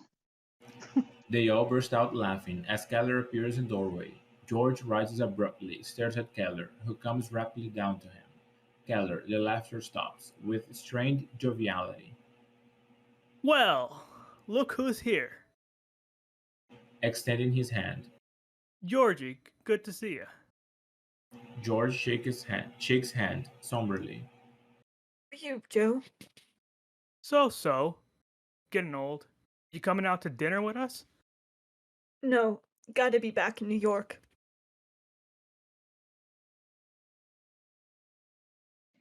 I'll call a cab for you. She goes up into the house. Too bad you can't stay, George. Sit down. To Mother. He looks fine. He looks terrible. That's what I said. You look terrible, George. They laugh. I wear the pants and she beats me with the belt. I saw your factory on the way from the station. It looks like General Motors. I wish it was General Motors, but it ain't. Sit down, George. Sit down. Takes cigar out of his pocket.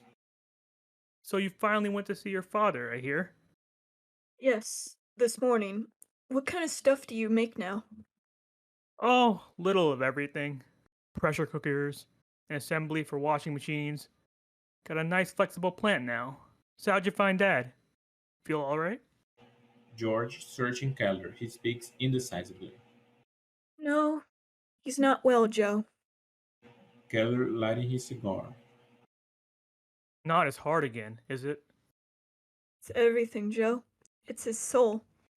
Keller blowing out smoke. Uh-huh. How about seeing what you did with your house? Leave him be. George to Chris, indicating Keller. I'd like to talk to him. Sure. He just got here. That's the way they do, George. A little man makes a mistake, and they hang him by the thumbs. The big ones become ambassadors. I told you had told me you were going to see Dad. George studying him. I didn't know you were interested. In a way, I am. I would like to know, George, that as far as I'm concerned, anytime he wants, he's got a place with me. I would like him to know that. He hates your guts, Joe. Don't you know that? I imagined it, but that can change too. Steve was never like that. He's like that now. He'd like to take every man who made money in the war and put him up against a wall. He'll need a lot of bullets. And he'd better not get any. That's a sad thing to hear. George with bitterness dominant. Why? What do you expect him to think of you? Keller, the force of his nature rising, but under control. I'm sad to see he hasn't changed. As long as I know him, 25 years, the man has never learned how to take the blame. You know that, George. George, he does. Well, But you do know it, because the way you come in here, you don't look like you remember it. I mean, in 1937, when we had the shop on Flood Street, and he damn near blew us all up with that heater he left burning for 2 days without water, he wouldn't admit that it was his fault either. I had to fire a mechanic to save his face. You remember that. yes, but I'm just mentioning it, George, because this is just another one of a lot of things. Like when he gave Frank that money to invest in oil stock. George distressed. I know that. Keller driving in, but restrained. But it's good to remember those things, kid. The way he cursed Frank because the stock went down, was that Frank's fault? To listen to him, Frank was a swindler, and all the man did was give him a bad tip. George gets up, moves away. I know those things. Then remember them. Remember them. Anne comes out of house. There are certain men in the world who'd rather see everybody hung before they'll take blame. You understand me, George? They stand facing each other, George trying to judge him. Anne coming downstage. The cab's on its way. Would you like to wash? Mother with the thrust of hope. Why must he go? Make the midnight, George. Sure, you'll have dinner with us.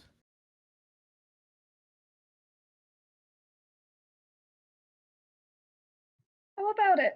Why not? We're eating at the lake. We could have a swell time. George, long pause as he looks at Anne, Chris, Keller, then back to her. All right. Now you're talking. I've got a shirt that'll go right with that suit. Size 15.5, right, George? Is Frank and Lydia coming? I'll get you a date that'll make her look like a... She starts upstage. George laughs. No, I don't want a date. I know somebody just for you. Charlotte Taylor. He starts for the house. Oh, Charlotte, that's right. Sure, call her up. Chris goes into house. You go up and pick out a shirt and a tie. George, he stops, looks around at them and the place. I never felt at home anywhere but here. I feel so... He nearly laughs and turns away from them. Kate, you look so young, you know. You didn't change at all. It rings an old bell. Turns to Keller. You too, Joe. You're amazingly the same. The whole atmosphere is. Say, I ain't time to get sick. He hasn't been laid up in 15 years. Except my flu during the war. Huh? Well, sure.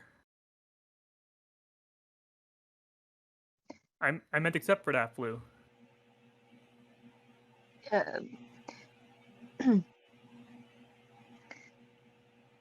Well, it slipped my mind. Don't look at me that way. He wanted to go to the shop, but he couldn't lift himself off the bed. I thought he had pneumonia. Did you say he's never.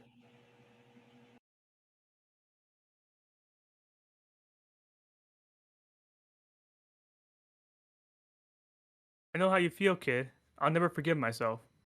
If I could have gone in that day, I'd never allow Dad to touch those heads. You said you've never been sick. I said he was sick, George. George going to Anne. And didn't you hear her say? Do you remember every time you were sick? I remember pneumonia, especially if I got it just the day my partner was going to patch up cylinder heads. What happened that day, Joe? Frank enters briskly from driveway, holding Larry's horoscope in his hand. He comes to Kate.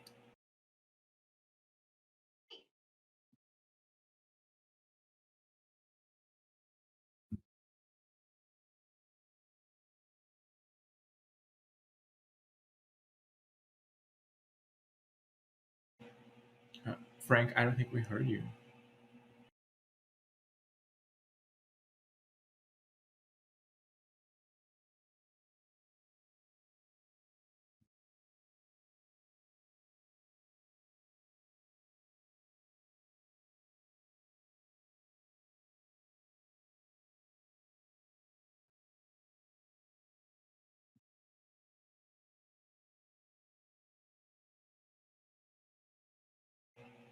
No, still nothing.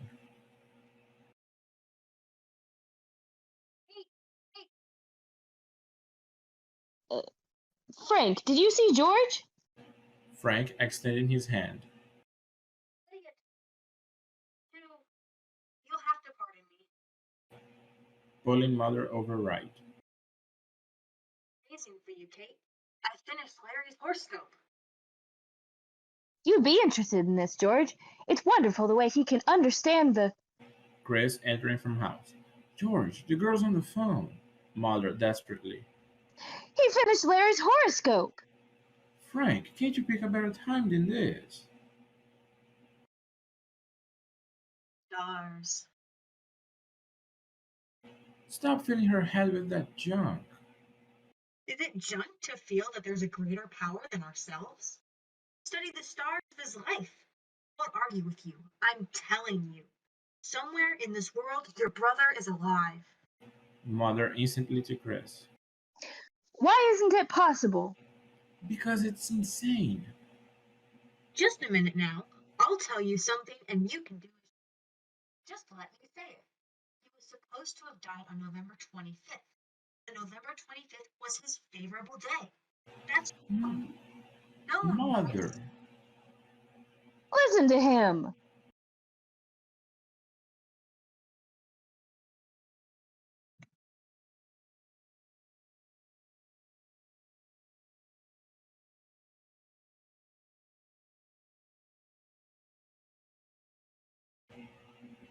Frank? That's your line.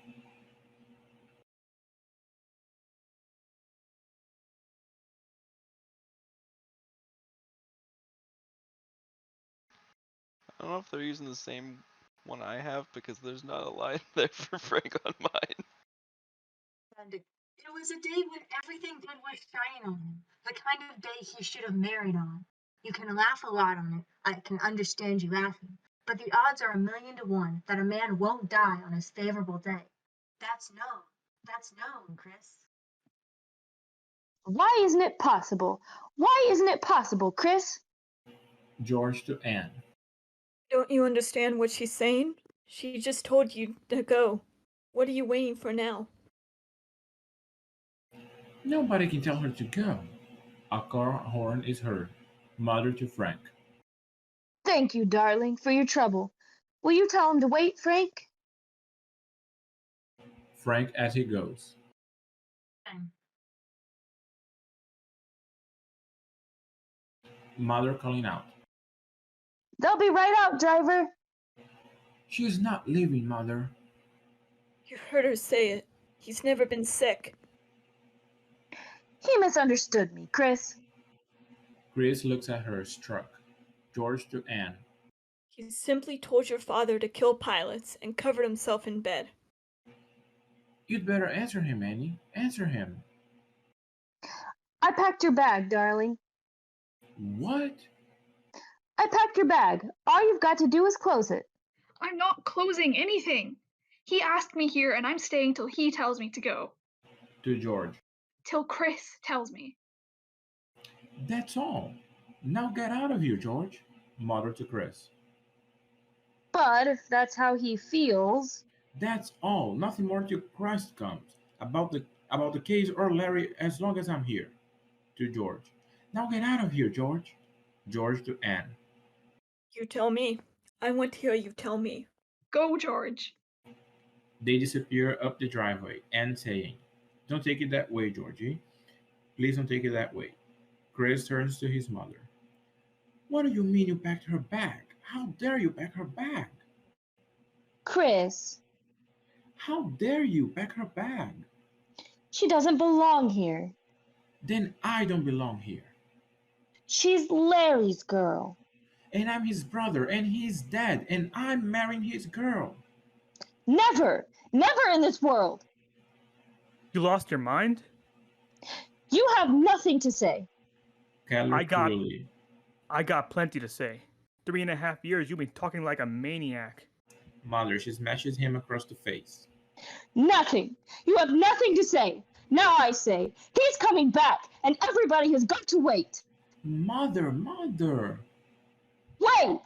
Wait! How long? How long? Mother, rolling out of her.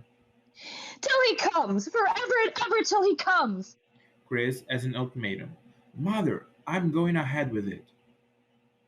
Chris, I've never said no to you in your life. Now I say no. You'll never let him go till I do it. I'll never let him go, and you'll never let him go. I've let him go. I've let him go along. Mother with no less force, but turning from him. Then let your father go. Chris stands transfixed. She's out of her mind. Altogether. To Chris, but not facing them. Your brother's alive, darling, because if he's dead, your father killed him. Do you understand me now? As long as you live, that boy is alive. God does not let a son be killed by his father. Now you see, don't you? Now you see. Beyond control, she hurries up into house. Keller, Chris has not moved. He speaks insinuatingly, questioningly. She's out of her mind. Chris, a broken whisper. Then you did it? Keller, the beginning of plea in his voice. He never flew a P-40. Chris struck, deadly. But the others? Keller insistently. She's out of her mind. He takes a step toward Chris, pleadingly. Chris unyielding. Dad, you did it? He never flew a P-40. What's the matter with you? Chris still asking and saying. Then you did it. To the others. Both hold their voices down. Keller, afraid of him, his deadly insistence. What's the matter with you? What the hell is the matter with you? Chris quietly, incredibly. How could you do that? How? What's the matter with you? Dad, you killed 21 men. What? Killed? You killed them. You murdered them. Keller, as though throwing his whole nature open before Chris. How could I kill anybody? Dad. Keller, trying to shush him. I didn't kill anybody. Then explain it to me. What did you do? Explain it to me or I'll tear you to pieces. Keller, horrified at his overwhelming fury. Don't, Chris. Don't. I want to know what you did. Now, what did you do? You had 120 cracked engine heads. Now, what did you do? You're going to hang me, then I'm listening, God Almighty, I'm listening. Keller, their movements now are those of subtle pursuit and escape.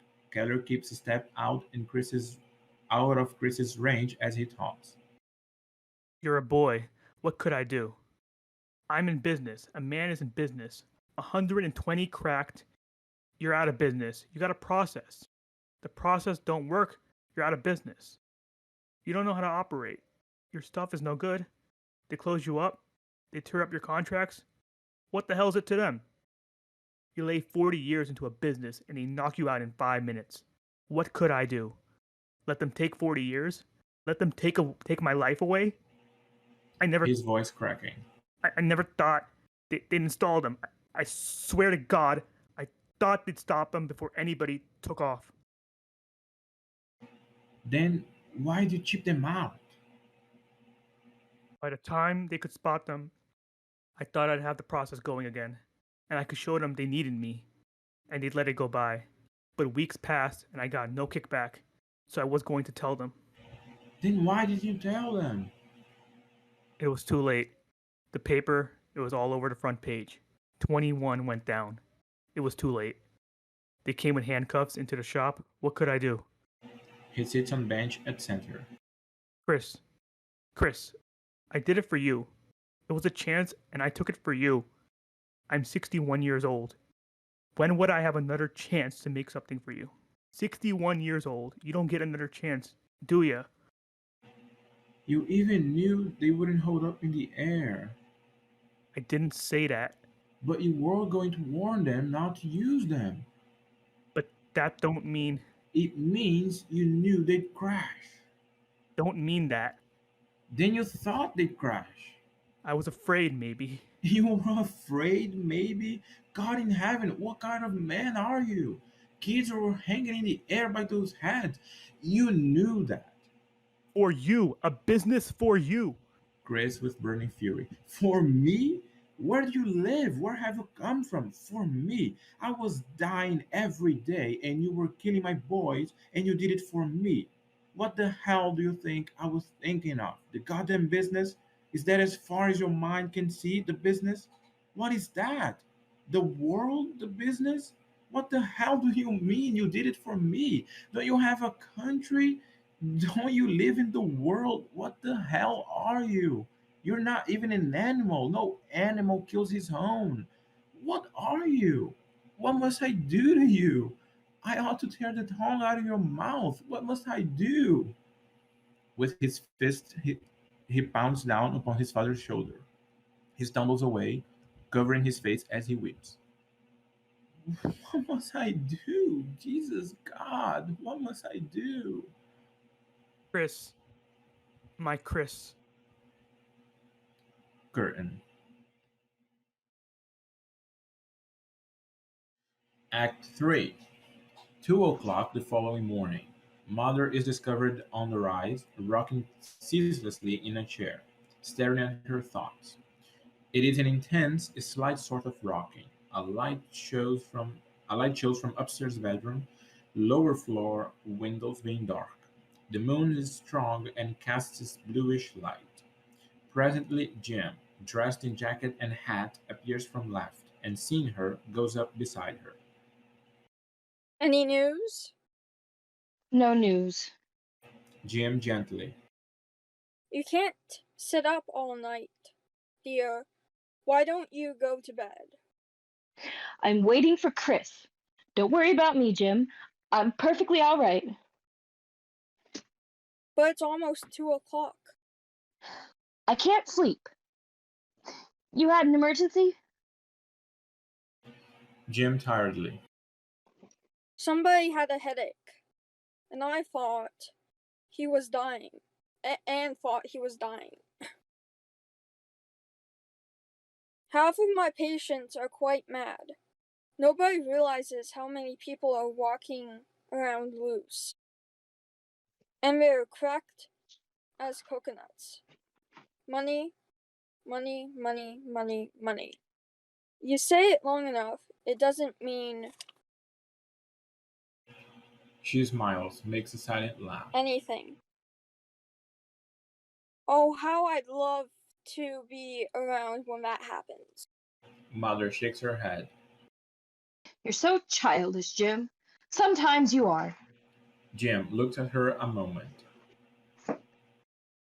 Kate? What happened? I told you. He had an argument with Joe, then he got in the car and drove away.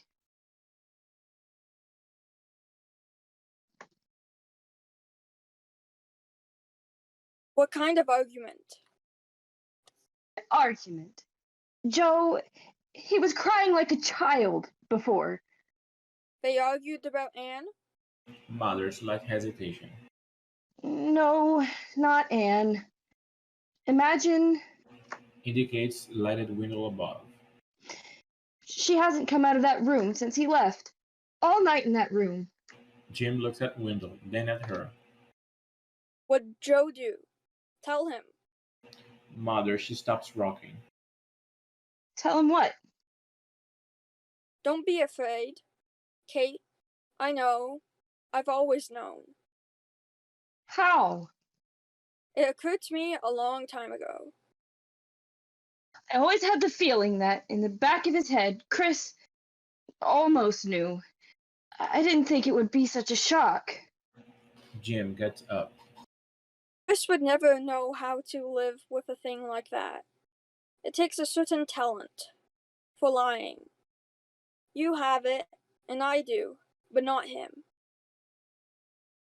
What do you mean? He's not coming back? Oh no, he'll come back. We all come back, Kate. These private little revolutions always die. The compromise is always made in a peculiar way. Frank is right. Every man does have a star. The star of one's honesty, and you spend your life groping for it. But once it's out, it never lights again. I don't think he went very far. He probably just wanted to be alone to watch his star go out. Just as long as he comes back. I wish he wouldn't, Kate.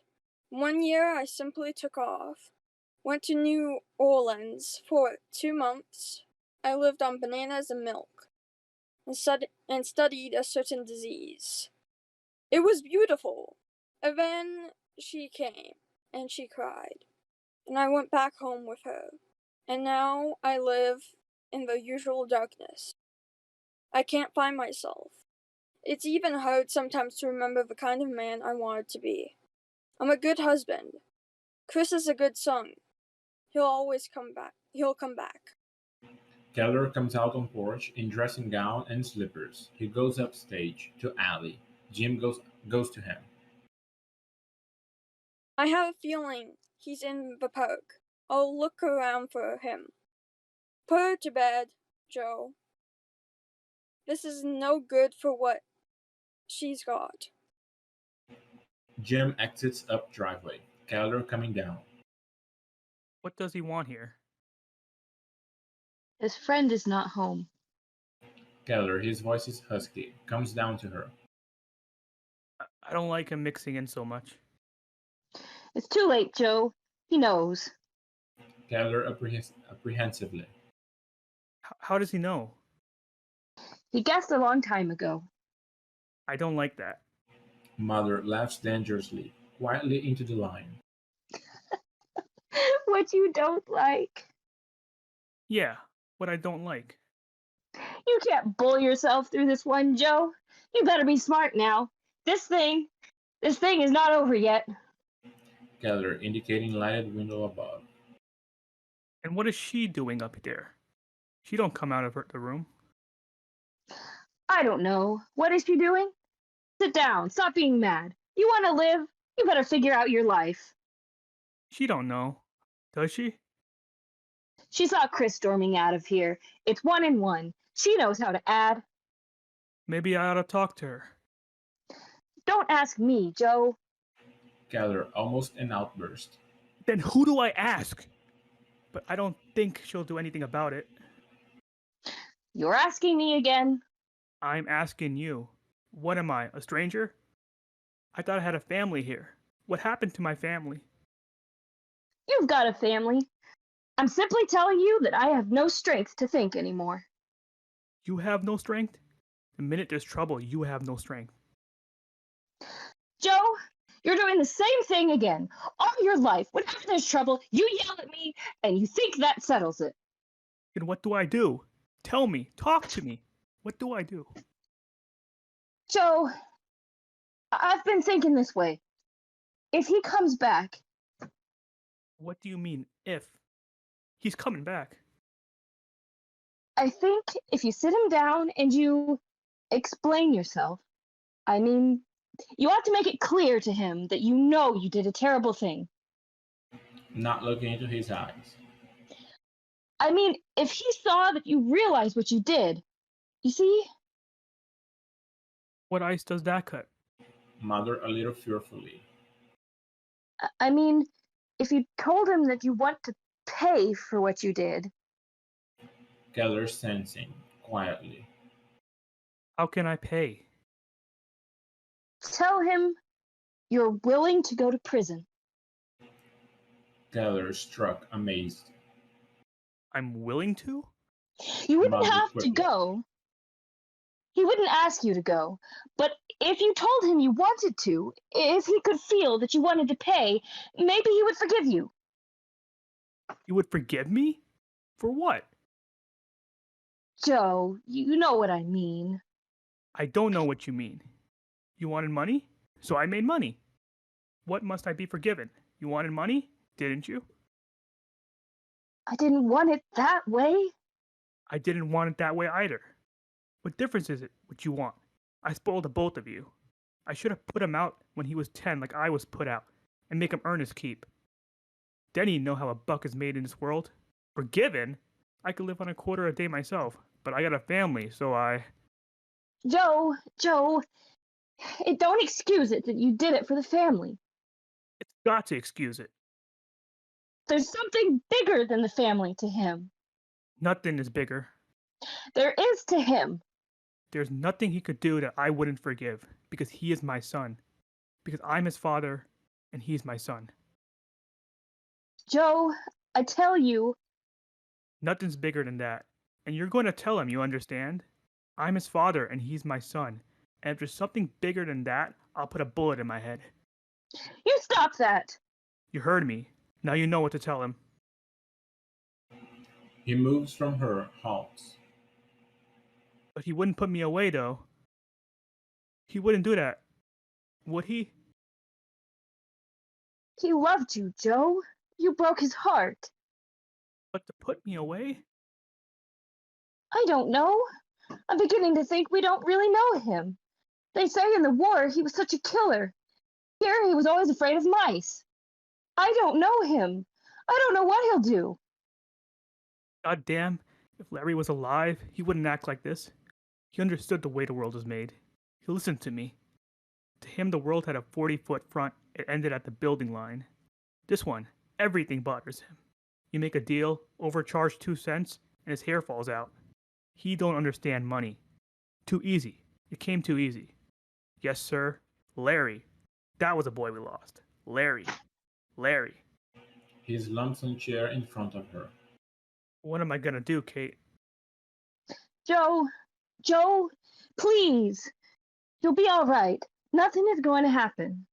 Keller desperately lost.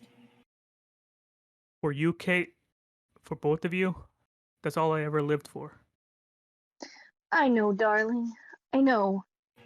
Anne enters from house. They say nothing, waiting for her to speak. Why do you stay up? I'll tell you when he comes. Keller rises and goes to her. You didn't eat supper, did you? To Mother. Why don't you make her something? Sure, I'll... Oh, never mind, Kate. I'm all right. They are unable to speak to each other. There's something I want to tell you. She starts, then halts. I'm not going to do anything about it. She's a good girl. To Keller. You see? She's a... I'll do nothing about Joe, but you're going to do something for me. Directly to Mother. You made Chris feel guilty with me. Whether you wanted to or not, you've crippled him in front of me. I'd like you to tell him that Larry is dead and that you know it. You understand me? And I'm not going out of here alone. There's no life for me that way. I want you to set him free, and then I promise you everything will end and will go away, and that's all. You'll do that. You'll tell him. I know what I'm asking, Kate. You had 2 sons, but you've only got 1 now. You'll tell him. And you've got to say it to him so he knows you mean it. My dear, if the boy was dead, it wouldn't depend on my words to make Chris know it. The night he gets into your bed, his heart will dry up, because he knows, and you know. To his dying day, he'll wait for his brother. No, my dear, no such thing.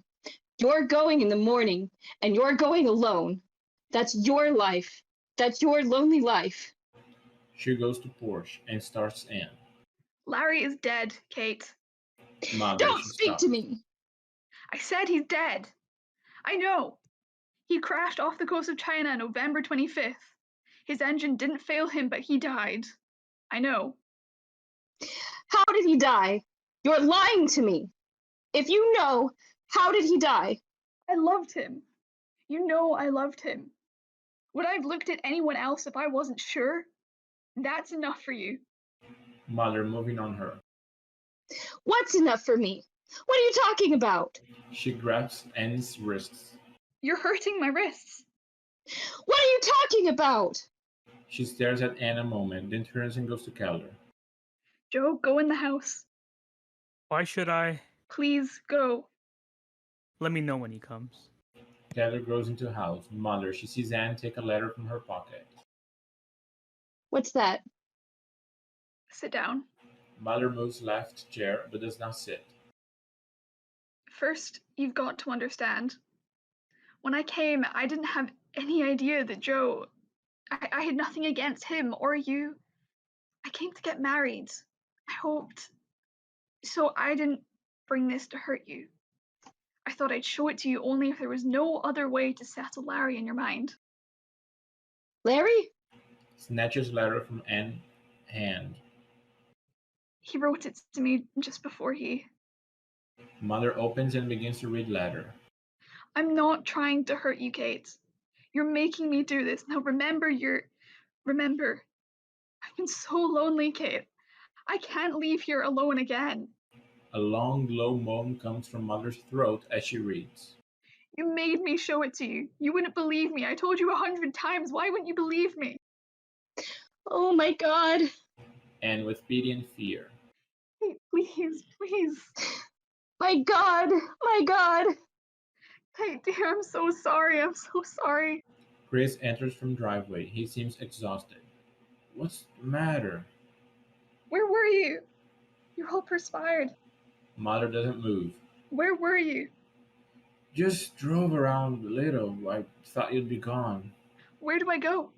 I have nowhere to go. Chris to Mother. Where's Dad? Inside, lying down? Sit down, both of you. I'll say what there is to say. I didn't hear the car. I left it in the garage. Jim is out looking for you. Mother, I'm going away. There are a couple of firms in Cleveland. I think I can get a place. I mean, I'm going away for good. To Anne alone. I know what you're thinking, Annie. It's true. I'm yellow. I was made yellow in this house because I suspected my father and I did nothing about it. But if I knew that night when I came home what I know now, he'd be in the district attorney's office by this time, and I'd have brought him there. Now, if I look at him, all I'm able to do is cry. What are you talking about? What else can you do? I could jail him. I could jail him if I were human anymore. But I'm like everybody else now. I'm practical now. You made me practical. But you have to be. The cats in the alley are practical. The bums who ran away when we were fighting were practical. Only the dead ones weren't practical. But now I'm practical, and I spit on myself. I'm going away. I'm going now. Anne goes up to stop him. I'm coming with you. No, Anne. Chris, I don't ask you to do anything about Joe. You do. You do. I swear I never will. In your heart, you always will. Then do what you have to do. Do what? What is there to do? I've looked all night for a reason to make him suffer. There's reason. There's reason. What? Do I raise the dead when I put him behind bars? Then what will I do it for? We used to shoot a man who acted like a dog, but honor was real there. We were protecting something. But here, this is the land of the great big dogs. You don't love a man here, you eat him. What's the principle? The only one will That's the principle. The only one we live by. It just happened to kill a few people this time, that's all. The war's that way. How can I take it out on him? What sense does that make? This is a zoo. A zoo. And to mother. You know what he's got to do. Tell him. Let him go. I won't let him go. You'll tell him what he's got to do. Annie! Then I will. Keller enters from house. Chris sees him, goes down right near Arbor. What's the matter with you? I want to talk to you. I've got nothing to say to you. Keller taking his arm. I want to talk to you. Chris pulling violently away from him. Don't do that, Dad. I'm going to hurt you if you do that. There's nothing to say, so say it quick. Exactly what's the matter? What's the matter? You got too much money? Is that what bothers you? Chris with an edge of sarcasm. It bothers me. You can't get used to it? Then throw it away. You hear me? Take every cent and give it to charity. Throw it in the sewer. Does that settle it? In the sewer, that's all. You think I'm kidding? I'm telling you what to do. If it's dirty, then burn it. It's your money. That's not my money. I'm a dead man. I'm an old dead man. Nothing's mine. Well, talk to me. What do you want to do? It's not what I want to do. It's what you want to do. What should I want to do? Chris is silent. Jail? You want me to go to jail? If you want me to go, say so. Is that where I belong? Then tell me so. What's the matter? Why can't you tell me? Furiously. You say everything else to me. Say that. I'll tell you why you can't say it. Because you know I don't belong there. Because you know. With growing emphasis and passion in a persistent tone of desperation. Who works for nothing in the war? When they work for nothing, I'll work for nothing. Did they ship a gun or a truck out of Detroit before they got their prices? Is that clean? It's dollar and cents, nickels and dimes. War and peace. It's nickels and dimes. What's clean? Half the goddamn country's gotta go if I gotta go. That's why you can't tell me. That's exactly why. Then, why am I bad? I know you're no worse than most men, but I thought you were better. I never saw you as a man. I saw you as my father. Almost breaking. I can't look at you this way. I can't look at myself. He turns away, unable to face Keller. Anne goes quickly to Mother, takes letter from her, and starts for Chris. Mother instantly rushes to intercept her. Give me that! He's going to read it. She thrusts the letter into Chris's hand. Larry, he wrote it to me the day he died. Larry? It's not for you. He starts to read. Joe, go away! Keller, mystified, frightened. Why'd she say that? Larry? What? Mother, she desperately pushes him toward Allie, glancing at Chris. Go to the street, go, Joe, go to the street! She comes down beside Keller, Don't, Chris! bleeding from her whole soul. Don't tell him! Chris quietly. 3.5 years. Talking. Now you tell me what you must do. This is how he died. Now tell me where you belong. Keller pleading. Chris, a man can't be Jesus in this world. I know all about the world. I know the whole crap story. Now listen to this and tell me what a man's got to be. Ritz. My dear Anne, you listening? He wrote this the day he died. Listen, don't cry. Listen. My dear Anne, it is impossible to put down the things I feel, but I've got to tell you something. Yesterday, they flew in loads of paper from the States, and I read about Dad and your father being convicted. I can't express myself. I can't tell you how I feel. I can't bear to live anymore. Last night, I circled the base for 20 minutes before I could bring myself in. How could he have done that? Every day, three or four men never come back, and he sits back there doing business. I don't know how to tell you what I feel. I can't face anybody. I'm going out on a mission in a few minutes. They'll probably report me missing. If they do, I want you to know that you mustn't wait for me. I tell you, Anne, if I had him here now, I could kill him. Keller grabs the letter from Chris's hand and reads it. After a long pause, now blame the world. Do you understand that letter? Keller, he speaks almost inaudibly. I think I do. Get the car. I'll put on my jacket. He turns and starts slowly for the house. Mother rushes to intercept him. Why are you going? You'll sleep. Why are you going? I can't sleep here. I'll feel better if I go. You're so foolish. Larry was your son too, wasn't he? You know he'd never tell you to do this.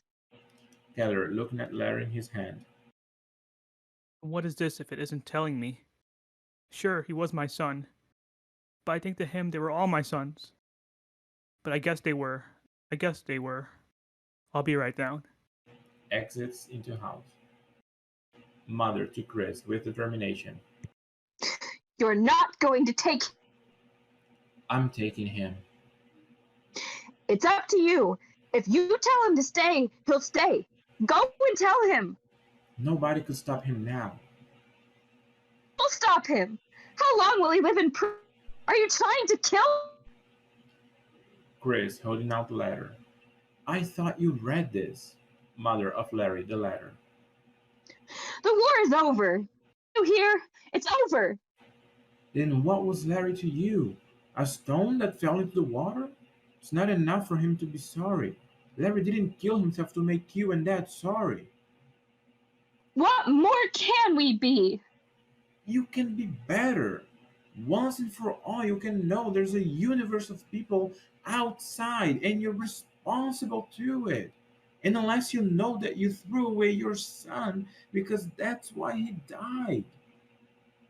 A shot is heard in the house. They stand frozen for a brief second. Chris starts for Porsche, pauses at step, turns to Anne. Find Jim. He goes on into the house and Anne runs up driveway. Mother stands alone, transfixed. Mother softly, almost moaning. Joe, Joe, Joe, Joe. Chris comes out of house, down to Mother's arms. Chris almost crying. Mother, I didn't mean to. Don't, dear, don't take it on yourself. Forget now. Live. Chris stirs as if to answer. Shh. She puts his arms down gently and moves towards Porsche. Shh. As she reaches Porsche steps, she begins sobbing as the curtain falls.